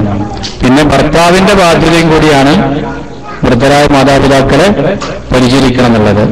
അപ്പം ഭർത്താവാണല്ലോ ആ വിഷയത്തിൽ തീരുമാനം എടുക്കേണ്ടത്. ഭാര്യ എന്റെ കൂടെ നിൽക്കണോ, അതല്ല ഭാര്യ ഭർത്താവിന്റെ വീട്ടിൽ നിന്നിട്ട് അവരെ പരിചരിക്കണോ ഇല്ലേ എന്നുള്ള കാര്യത്തിൽ ഭർത്താവാണേലും ശരിക്കും തീരുമാനം എടുക്കേണ്ട ആള്. അദ്ദേഹത്തിനാണ് ആ വിഷയം വരുന്നത്. പിന്നെ ഇതിലൊക്കെ പരസ്പരമുള്ള സഹകരണമാണ് ഇത്തരം വിഷയങ്ങളിലൊക്കെ ഉള്ളത്. നിയമമല്ല, നിയമത്തിന്റെ അപ്പുറം മറ്റൊന്നാണ് ധർമ്മം എന്ന് പറയുന്നത്. പണ്ട് ഇസ്ലാം നിയമത്തിനെ അടിസ്ഥാനമാക്കി സ്വീകരിച്ചത് നിയമം മാത്രമല്ല, നിയമത്തോടൊപ്പം അതിന്റെ ഒരു മറുഭാഗം നിനക്കാണ് ധർമ്മമുള്ളത്. ഇപ്പോൾ ഒരാൾക്ക് വേണമെങ്കിൽ ഒന്നിലധികം വിവാഹം ചെയ്യാമെന്ന നിയമം അനുവദിച്ചിട്ടുണ്ട്. പക്ഷെ അവിടെ ധാർമ്മികമായൊരു വശമാണ് അതില് നീതി എന്നുള്ളത്. നീതി പാലിക്കാൻ കഴിയുന്നവർക്കോട് മാത്രമാണ് ആ നിർദ്ദേശമുള്ളത്. അത് നിയമത്തിന് വേണ്ടിയല്ല, നിയമത്തിന്റെ കൂടെ ധാർമ്മികതയുടെ ഒരു വശം അതിലുണ്ട്. ആ ധാർമ്മികതയുടെ വശമാണ് ഇവിടെ പ്രാധാന്യം വരുന്നത്. അത് പരിഗണിച്ചാൽ പരസ്പരം സഹകരിക്കാൻ തയ്യാറാണ്. മാതാപിതാക്കളെ പരിചരിക്കലാണ് എന്നെ പരിചരിക്കുന്നതിനേക്കാളും ഏറ്റവും ആവശ്യമെന്ന് ഒരു ഭർത്താവിനെ തന്നെ ബോധ്യപ്പെടുന്നുവെങ്കിൽ അവിടെ പരസ്പരമുള്ള സഹകരണത്തിനാണ് പ്രാധാന്യം കൊടുക്കേണ്ടത്. മറ്റൊന്ന്, മരിച്ച മാതാപിതാക്കൾക്ക് വേണ്ടി ദാനധർമ്മങ്ങൾ ചെയ്യാമോ? റസൂൽ സല്ലല്ലാഹു അലൈഹി വസല്ലമയുടെ അടുക്കൽ വന്നിട്ട് ഒരാൾ പറഞ്ഞു, അല്ലാഹുവിന്റെ റസൂലേ, എന്റെ ഉമ്മ മരണപ്പെട്ടിട്ടുണ്ട്, പെട്ടെന്നാണ് മരിച്ചത്. അതുകൊണ്ട് ഉമ്മാക്ക് വേണ്ടി ഞാൻ ദാനം ചെയ്താൽ അത് ഫലപ്രദമാണോ എന്ന് ചോദിച്ചു. നബി സല്ലല്ലാഹു അലൈഹി വസല്ലം പറഞ്ഞു, ഞാൻ അതെ എന്ന് പറഞ്ഞിട്ടുണ്ട്. അപ്പൊ ഇത്തരത്തിൽ രണ്ട് ഹദീസുകൾ ഉദ്ധരിച്ചിട്ടുണ്ട്. ആ ഹദീസിന്റെ അടിസ്ഥാനത്തിൽ പണ്ഡിതന്മാർ വിശദീകരിക്കുന്നത് മക്കൾ മാതാപിതാക്കൾക്ക് വേണ്ടി ദാനം ചെയ്താൽ അതിന്റെ ഒരു പ്രതിഫലം മാതാപിതാക്കൾക്ക് ലഭിക്കും എന്നാണ്. പിന്നെ ചില പണ്ഡിതന്മാർ ആ വിഷയത്തിൽ അവരുടെ വസിയ്യത്തുണ്ടാവണം, അതല്ലെങ്കിൽ അവർക്കതിൽ താല്പര്യമുണ്ടായിരിക്കണം, അതല്ലെങ്കിൽ താല്പര്യമുണ്ടായിരുന്നു എന്ന് നമുക്ക് മനസ്സിലാക്കാൻ സാധിക്കണം. മക്കൾക്കാവുമ്പോൾ അറിയല്ലോ അവരുടെ മാനസികാവസ്ഥയൊക്കെ. ഇങ്ങനെയുള്ള വിശദീകരണങ്ങൾ പറയുന്നുണ്ട്. പക്ഷെ മൊത്തത്തിൽ ഹദീസിന്റെ സൂചനയുള്ളത് അത്തരത്തിൽ ദാനം ചെയ്താൽ അതിന്റെ പ്രതിഫലം മാതാപിതാക്കൾക്ക് ലഭിക്കും എന്നുള്ളതാണ്. അതുകൊണ്ട് മക്കൾ അത് ചെയ്താൽ ലഭിക്കും എന്നുള്ളതാണ് അതിലുള്ള തീരുമാനം.